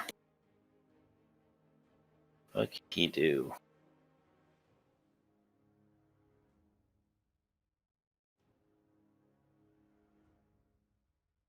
Ooh. Oh. Up This is 5 some creatures he can reverse Uno see. shit. All right. It's Heidi, fine. Tarek, Creek, and Arden. Remember bardic inspiration if you're gonna. Don't we have counter charm anyways? No, counter charm. I have to maintain that. And I cast sleep. So. DC 13 Constitution saving throw. All 4 of you. Good grief. Oh, where's my saves? Tarek I'm is gonna- asleep. We're all I'm asleep. gonna Ooh, use my bardic inspiration. No, one shot. One short. No. it's a Wait. DC 13, right? You've got a 12. Yeah, you rolled a No, you 12. You rolled Two. it twice, 15. man. Arden. You rolled, Oh, I got 12. 12 Oh, plus okay, 4. so I did do it. So I didn't know 16. the other one Yeah, you're worked. fine. Fine. Yeah, likely story. Tarek falls asleep though, right?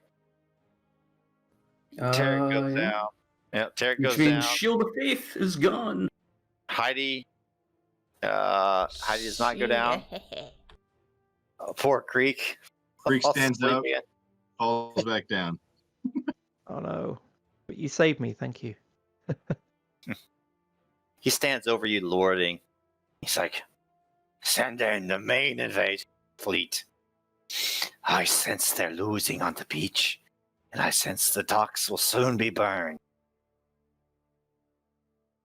Next pitmaster's like, "Frank?"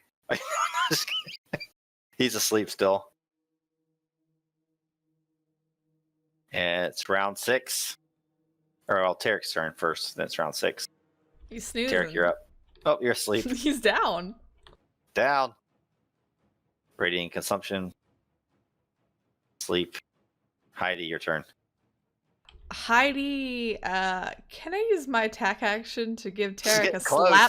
This is getting down the wire. She's gonna slap Tarek to wake him up. You Yeah. can use your action to wake me up. Do you have extra attack? You can punch me. I'll No. take it. No, You I have don't to, have like, yeah. extra attack. I don't have an extra attack. No. Can I use my move action just to do kick a- him? Just do a strength attack. All right. Let's see. A sleeping target awakens. If someone uses an you can action, use I can your just action. shake you. Yeah, I'll just Yeah. shake you, Shake him just up. to guarantee that you Yeah. awaken. Wake up, wake up. If you have extra attack, you can punch me and then punch Creek. I don't, unfortunately. She leans down. She's like, Tedek, get up. Stupid magic. And do you already have bardic inspiration or no? Yeah. Okay. I do. Does Arden still have it or no? No, I used it to save. Oh, you have bardic inspiration. Thank you. She looks back at Arden. You've got this. I know you have the strength in you to massacre the rest of these fucking snakes. He nods grimly. It's her turn. Nightmare Speaker is asleep. Balbs.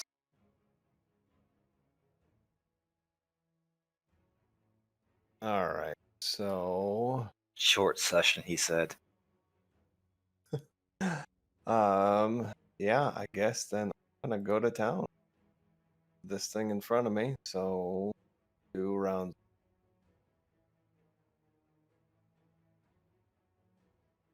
14 14 hits. or 10, but radiant some for an extra 5 radiant. Extra 5 radiant. You got it? Second attack. Hits. 19. Yep. 7 damage. Got it. Hasted action. Pow Hits. him again. Oh no! 9 damage. He's got 1 left. Well, I guess then I have to do some flurry of blows. Doesn't at the end of the Yeah, thing, yeah, radiant damage. doesn't it take the little 3 that I was making fun of? Yep. Little chip But damage. Hey, that shit knocked me out. there's a there's a big old boy right up here that I got to slap around. So, bam. So you hit him. That hits. Sec. You see? Another 14. And this guy has to make a strength saving throw. DC. Oh, that's not right. Hang on.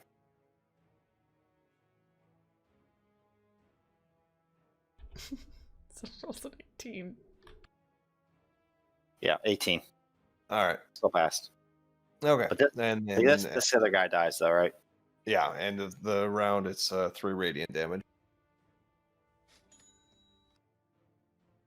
Yeah, so you like finish him off almost. You turn to the guy behind you.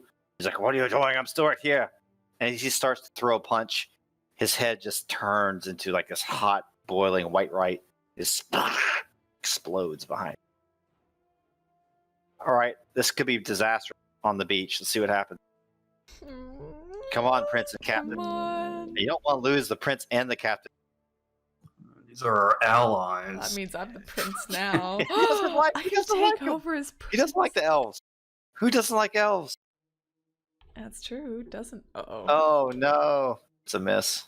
What a shame. Our allies are dead. Derek! You shite. Fuck! Oh wait. First one hits. Oh, because That's the a plus +2. two. Yes. Hang on. Okay, so +2. Let me just do this. Power test. But the +2 does it makes him take 1. -1. They have to make a morale test again. Fuck. 22. Okay.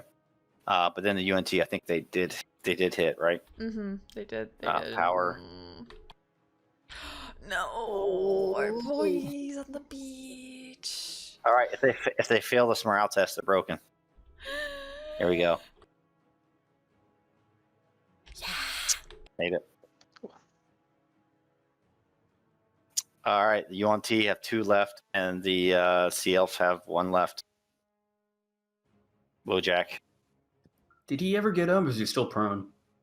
still prone. Let's fucking hoof stomp him. 23 Hits. for 11. Bastard. And then we're going to move a little bit. I'm just going to move up. All right. All right. The Pitmaster near Bojack. He is going to stand up now. Ugh. And what can he do to really hurt this goddamn horse? Oh, I should have just had him run away. Take an opportunity attack. No, I used Hellish Rebuke when he hit me, actually. You know what? I didn't say it, so I'm not going to do it. Keep forgetting about that one. Oh, what, 6? Breaks his teeth on the armor. Blasted horse! Every session, this horse. He's better than me. All Yeah, right. I've got a combo with Bojack, not with Terek. All right. Arden, you're up. Okay. How badly injured is the pitmaster next to Terek? Looking quite bad, or is it okay? I don't think we punched him, dude. Yeah, You've been he's ignoring not- him. We Yeah, haven't he's been able to. the one. Oh. I don't think he's the one that's been hit. Okay. Right. Darn. So I need to get Creek up, but I also need to turn the tide because it's looking a bit. Yeah, maybe Terek can keep his attention though, right? I'll run over and I will I'll go over to here and I'll wake up Creek. Creek is awake. And then if I got anything I can do as a bonus action. Okay, I will do. How's Blabberos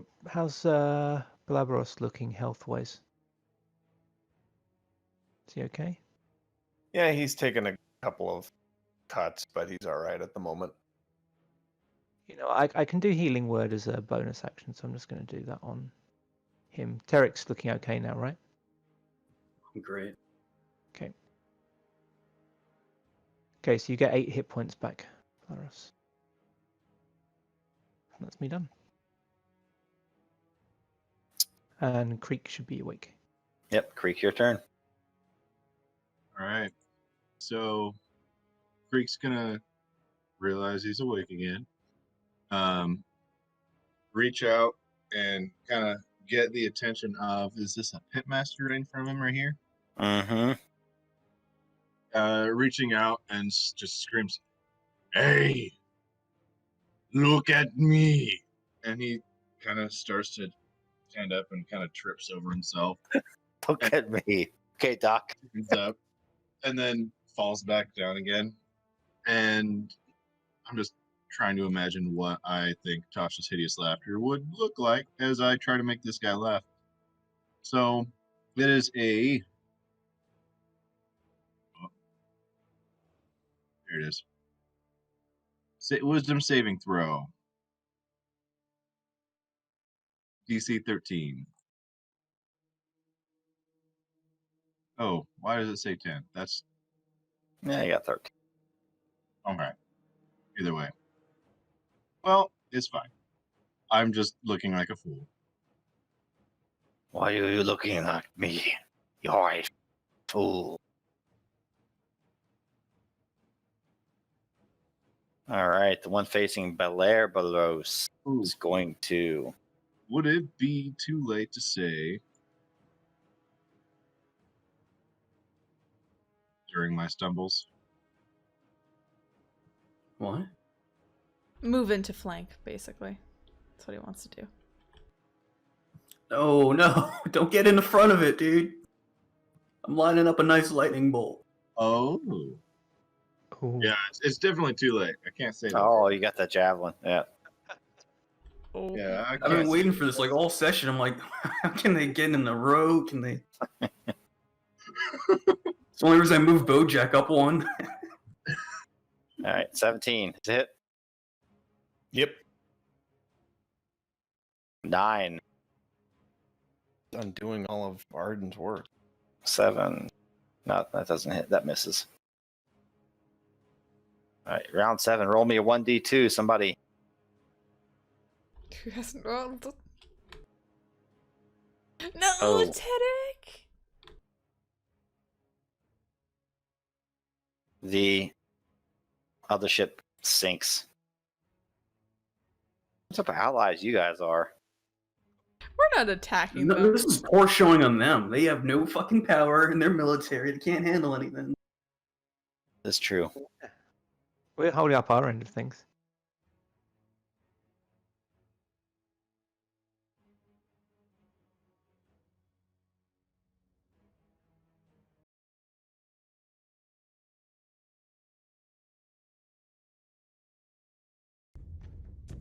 All right, let's see here. So this one sinks, right? This one goes down to the bottom of the ocean. Got one vessel left, guys. Oof.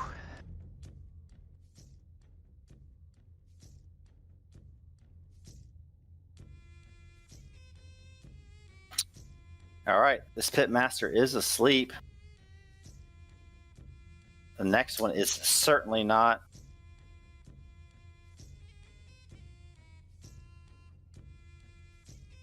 I think he's going to get one of you guys. What, Heidi? Oh, no. I'm blocking it. Don't worry. Oh, Thank you, Tedrick. multi-attack. It's going to be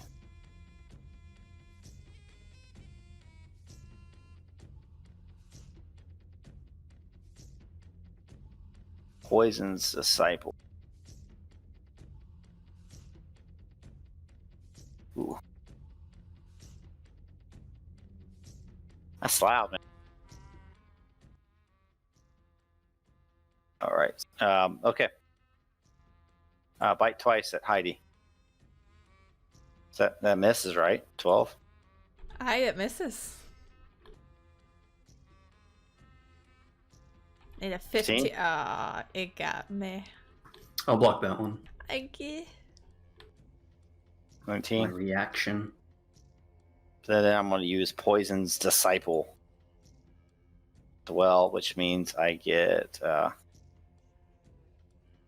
extra 3d10 pop.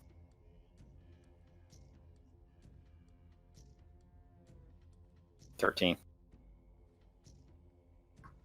So 19 plus 13, so at 32. That's some damage. So you block her, you shield her, With Sentinel. boom. You Your see turn. the poison just ooze out into my shield. You still have lots Right. of HP though, right? Where you at? I know. I was practically at full. You're 52 only? Yeah. Do I take the damage if it doesn't hit me with 15?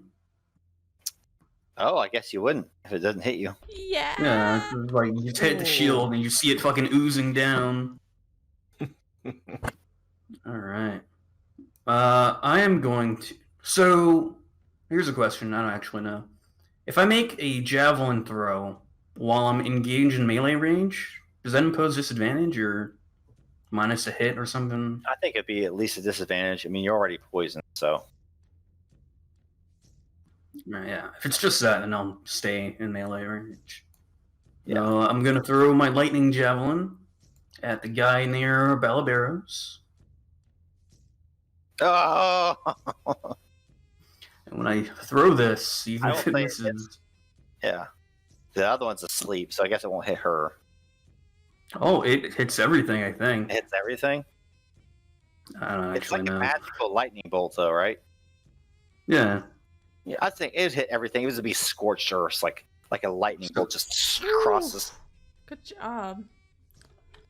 I'm gonna say it kills her. Yeah. So I wind up This guy tries to block it because he sees it glow a nice blue or white lightning. As I say, Thoron, chuck it, hit the Yuan-Ti in the back. It's a nice bolt of lightning just fucking cuts through a battlefield. 18 hits everybody.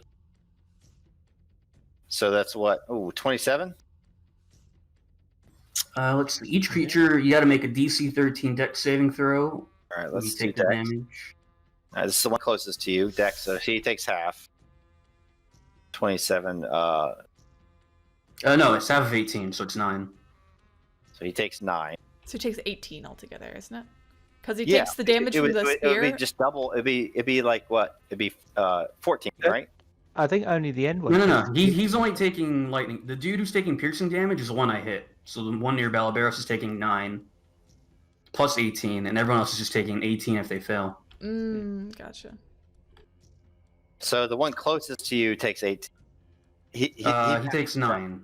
So he takes 9. So he passes Dex. The one that's asleep. Auto fails Dex save. Yeah. So that's going to be what? 18. Yeah. Kills her anyway. Hey. And the javelin hits him. It does 9, and then if he fails, he takes 18. That hits him. So it would be what, 9? And then he has to make the saving throw.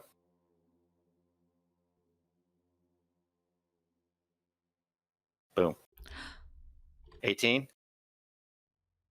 Doesn't kill him, Yeah. but almost. So Almost. 18 and 9, so 20. Yeah. Sleep round 2 only. Radiant consumption round 2. Heidi, you're up. So haste is gone, unfortunately, as it's been a minute. But I had calculated this out, found the perfect way to target this. There we go. I'm sorry. Oh, no, you're good. You're good. Okay. I can do more than one sleep. So I'm gonna cast another sleep right here. I'll get both of them. Yes, it will. And not Balberos or Bojack. Cast it. Alright, I'm gonna cast it at a level 2.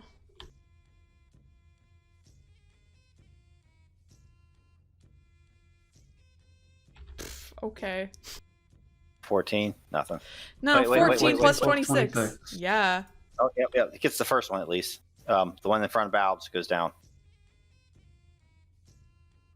Yep, he goes down. He's asleep. Mm-hmm. What about the other one? Does he not go to No, he sleep? just not. Nope. So Damn, I've been trampling the show. yeah, she throws some sand up into the air, and again playing that little melody that she has been playing before to keep the others asleep, and he falls with the others into a deep slumber in front of Balberos. And that's it. Balbs, you're far enough away that you can smite him. You could probably finish him off. Yeah.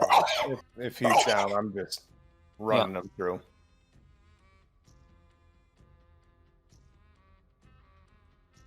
Do you finish him off? Yeah. All right. If he's asleep, I'm gonna run him through. Do you want me to roll for that or? Negative. Okay. This one's still up? Oh, yes, very much. Okay. I'll just run over there and pony up to. One attack, 2 attacks to kill this dude over here. What's that? Like, since I didn't roll, how much would have taken 1 attack, 2 attacks to kill that one? Oh, That was just one asleep. attack. One attack since he was asleep. Yeah. All right, follow up then with this second attack on this dude. With advantage. Jesus. Yeah, that misses. Oh no. Horses steal my thunder. And 21. Hits. 7 damage. Hits. All Yep. right. That's. Oh, and Actually, I will do an extra 5 radiant damage. Oh.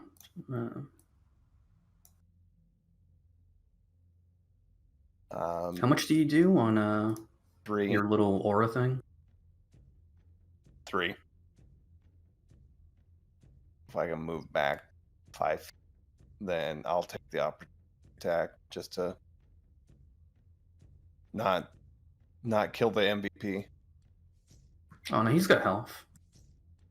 Okay. I'll get up in this guy's biscuit then. Stay there. So he takes another 3 at the end of the round. Got it. All right. This is gonna. Let's see what happens on the beach. Y'all Buccaneers. Ooh. Yuan-Ti.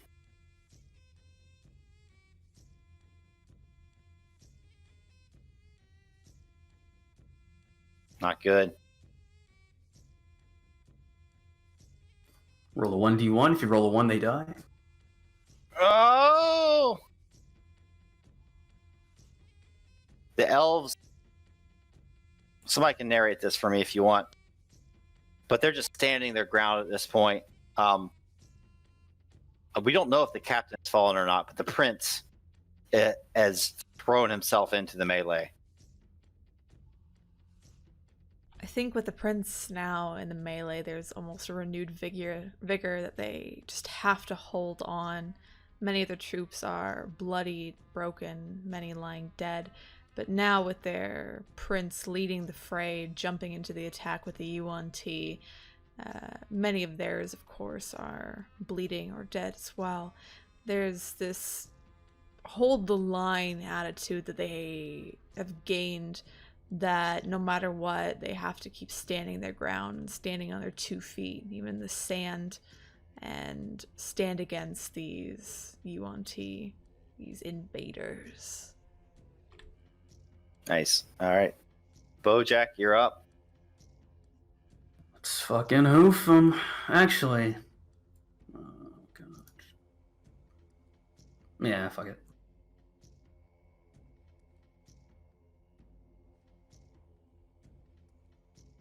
You've been holding back a fireball? 21. I was actually waiting to use haste on Terek, but I kept 15? having to heal people instead. 15 hits. Yeah, it hits him. Yeah. No, 21 to hit, 15 damage. Yeah. He's not looking stomping good. him. He's fucking. He's not looking good. All right, Arden, your turn. Okay, so this pitmaster, I'm going to do a 2nd level. The one in front of Terek's nearly dead, isn't it? No. Badly injured? I No. don't. He That's got what hit by half lightning damage, and I think that's it. That's Okay. it. So I'm gonna cast a 2nd level magic missile at him. So that'll be 5, and then it's going to be another 3 of these. 1, 2, 3. So 7, 10, 13 damage.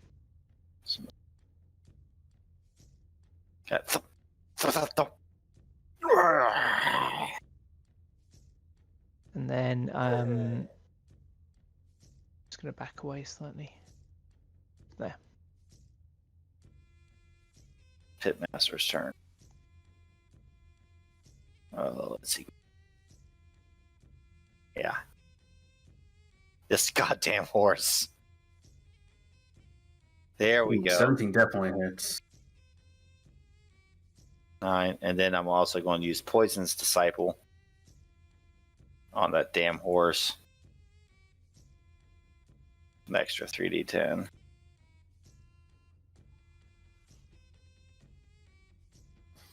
Yeah. Does it do it? Yeah, it does it. You see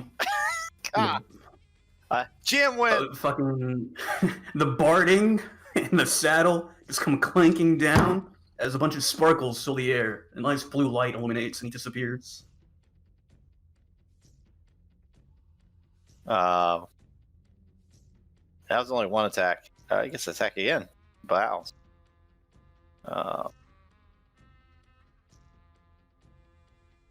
Bite. 24. Yeah, that hits. You're poisoned. And he's going to use his second instance of the. Gets 2 of those a day.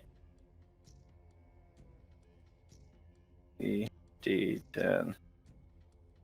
Another 8. Ooh, okay. I'm looking real rough. And Creek, you're up. Okay, so my study. I'm going to. You're looking really rough over there. Yeah.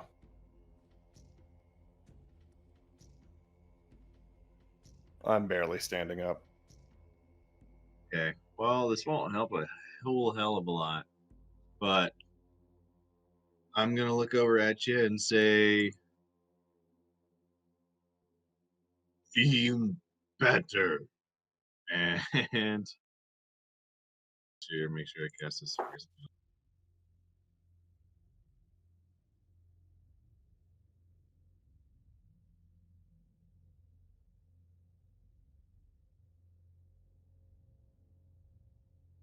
And you're gonna get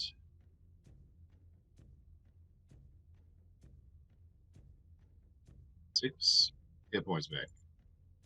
I'll take it. This Nice. 5 hit points back. So it's asleep. It's Um, not asleep. So that's just my bonus action. I'm gonna try to swing my sword at disadvantage. Correct?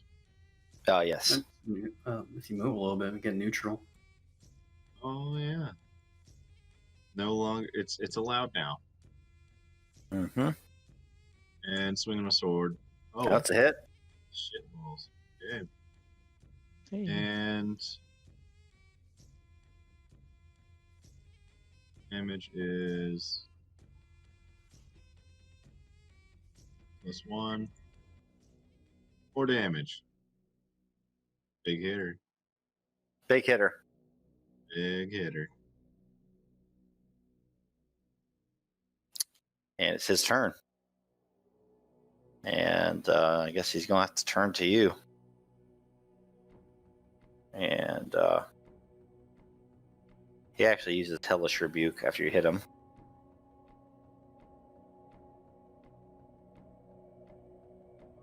Pretty crappy damage roll there.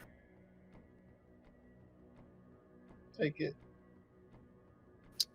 Roll, If roll. I fail. Yep, roll dex.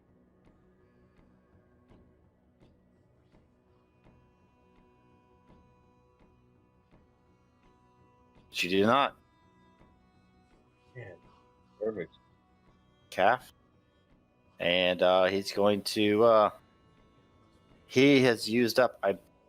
Has this guy used up all of his poisons disciple? I can't remember, so I won't He do it. used 1 on me, I remember. And then 1 on the shield, because it hit the shield when he was going for Heidi.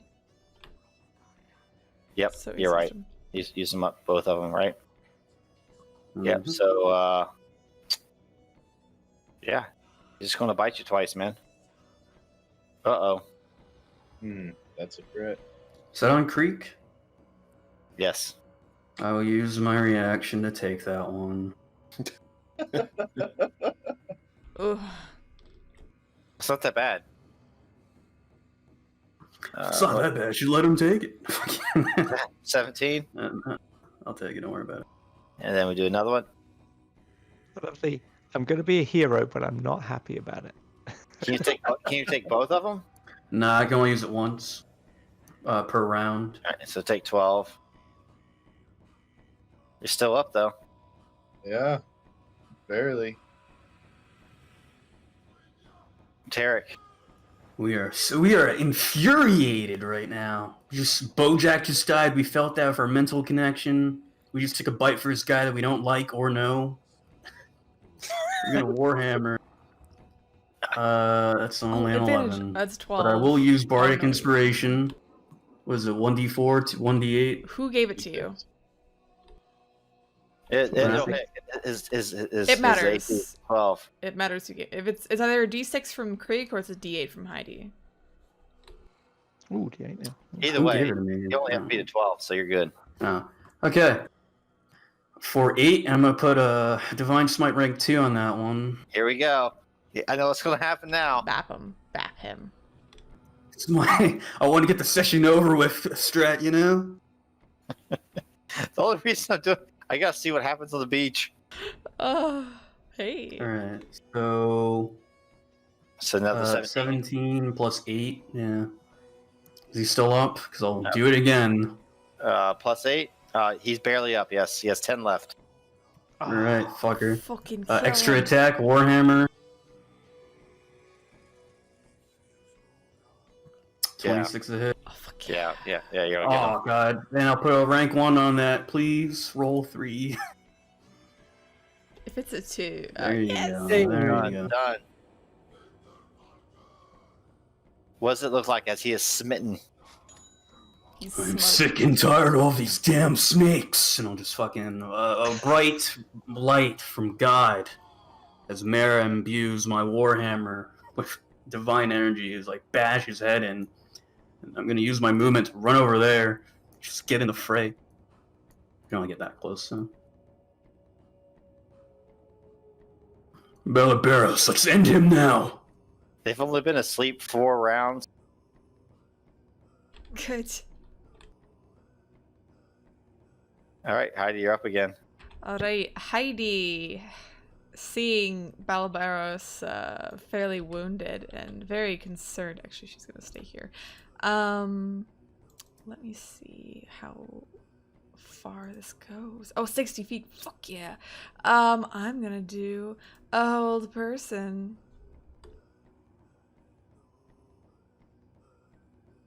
So No! he has to make a DC 16 wisdom save as Heidi reaches at This her guy? hand. Yeah, he's the last guy.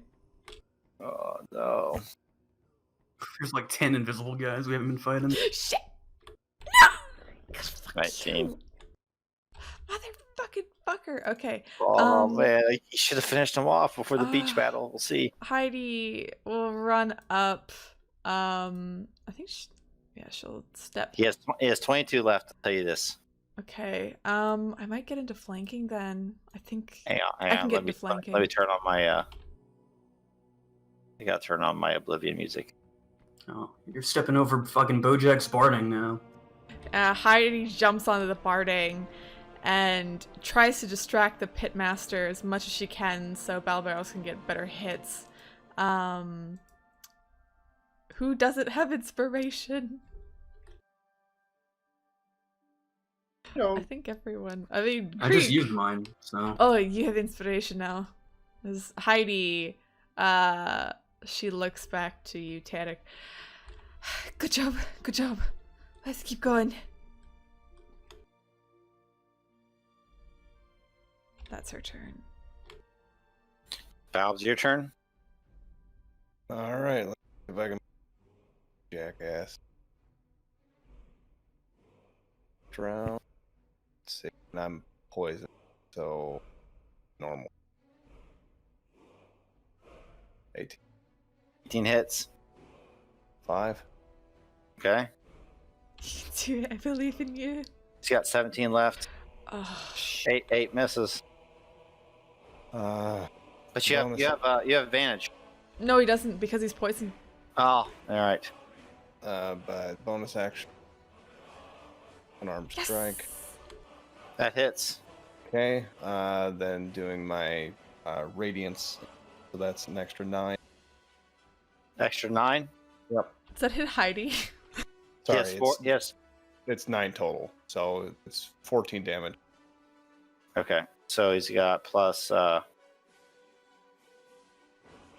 He has 9 left then. And look over to Heidi. I'm sorry, love, and I will need the radiant consumption. So it's another 3. That's okay. Alright. He has 6 HP left. that it? That's me. Let's see if the elves can hold them off. Here we Come go. on, elves. Hang in there. No. Oh, Last Oh, one. hold out, please. come on, come on, come on, come on. No.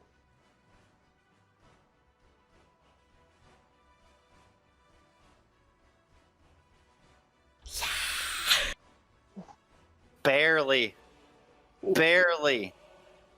holds them off. There are seagulls kind of flying from the beach to the docks. And you look up to them, and they're almost... I think some of them have message, actually. The knights do.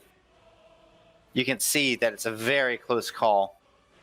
However it goes on the docks is the same as it will go on the beach. So Pitmaster's turn.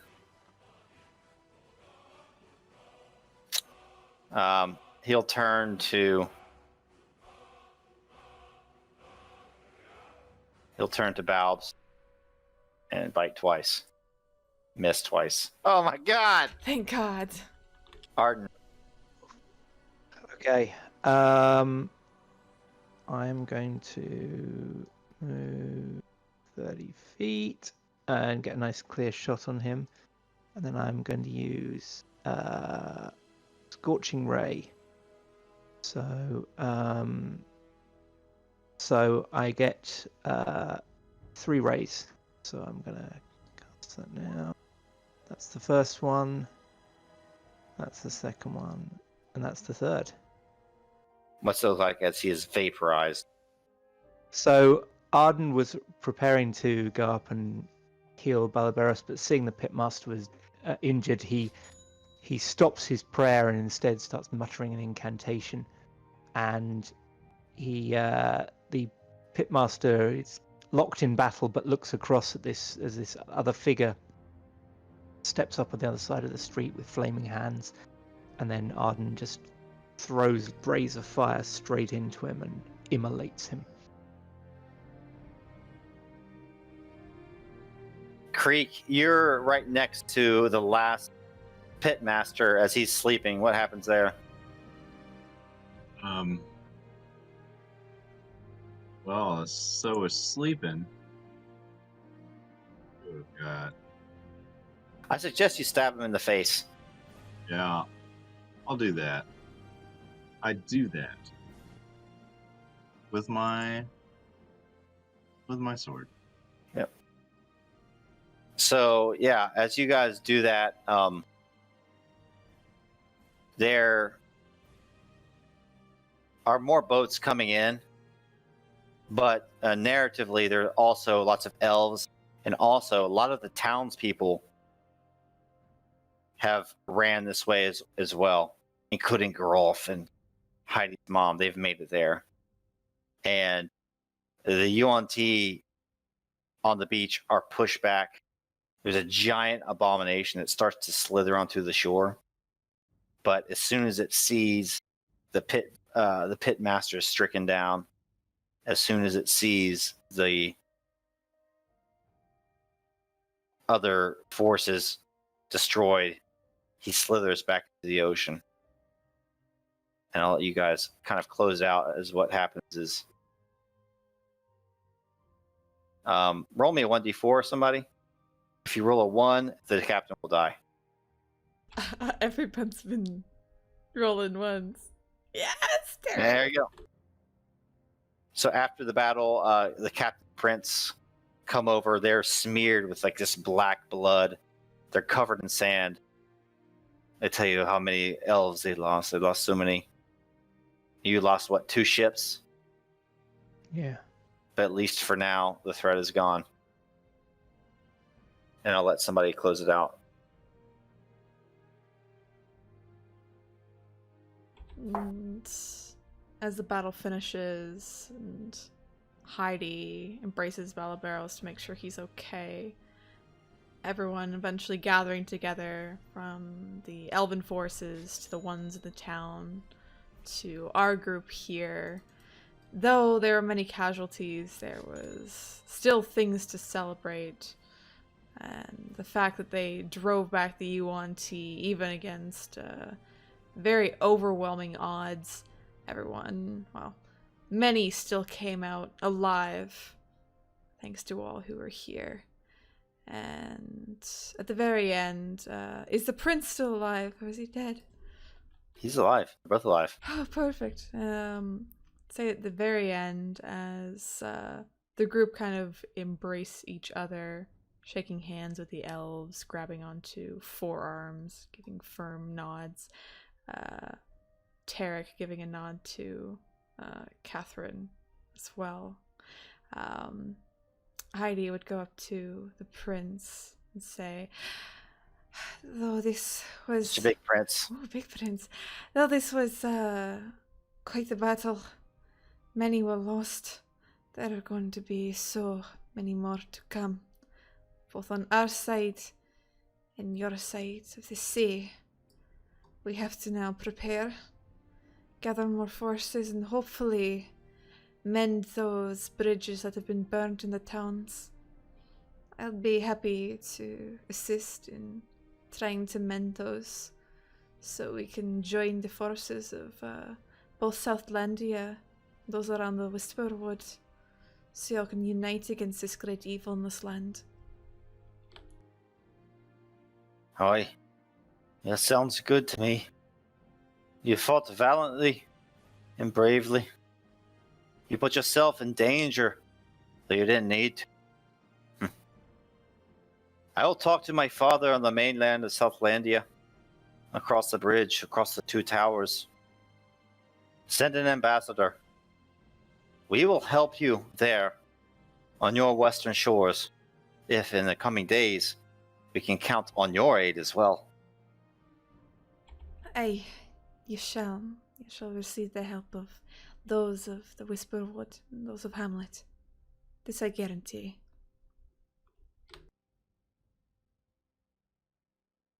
All right. Close it out, and bonus 1,000 XP, bringing it to a total of 20,000 for the session. Oh, Lord. Holy shit. Quick, Wow. short session there. Yeah. Mm.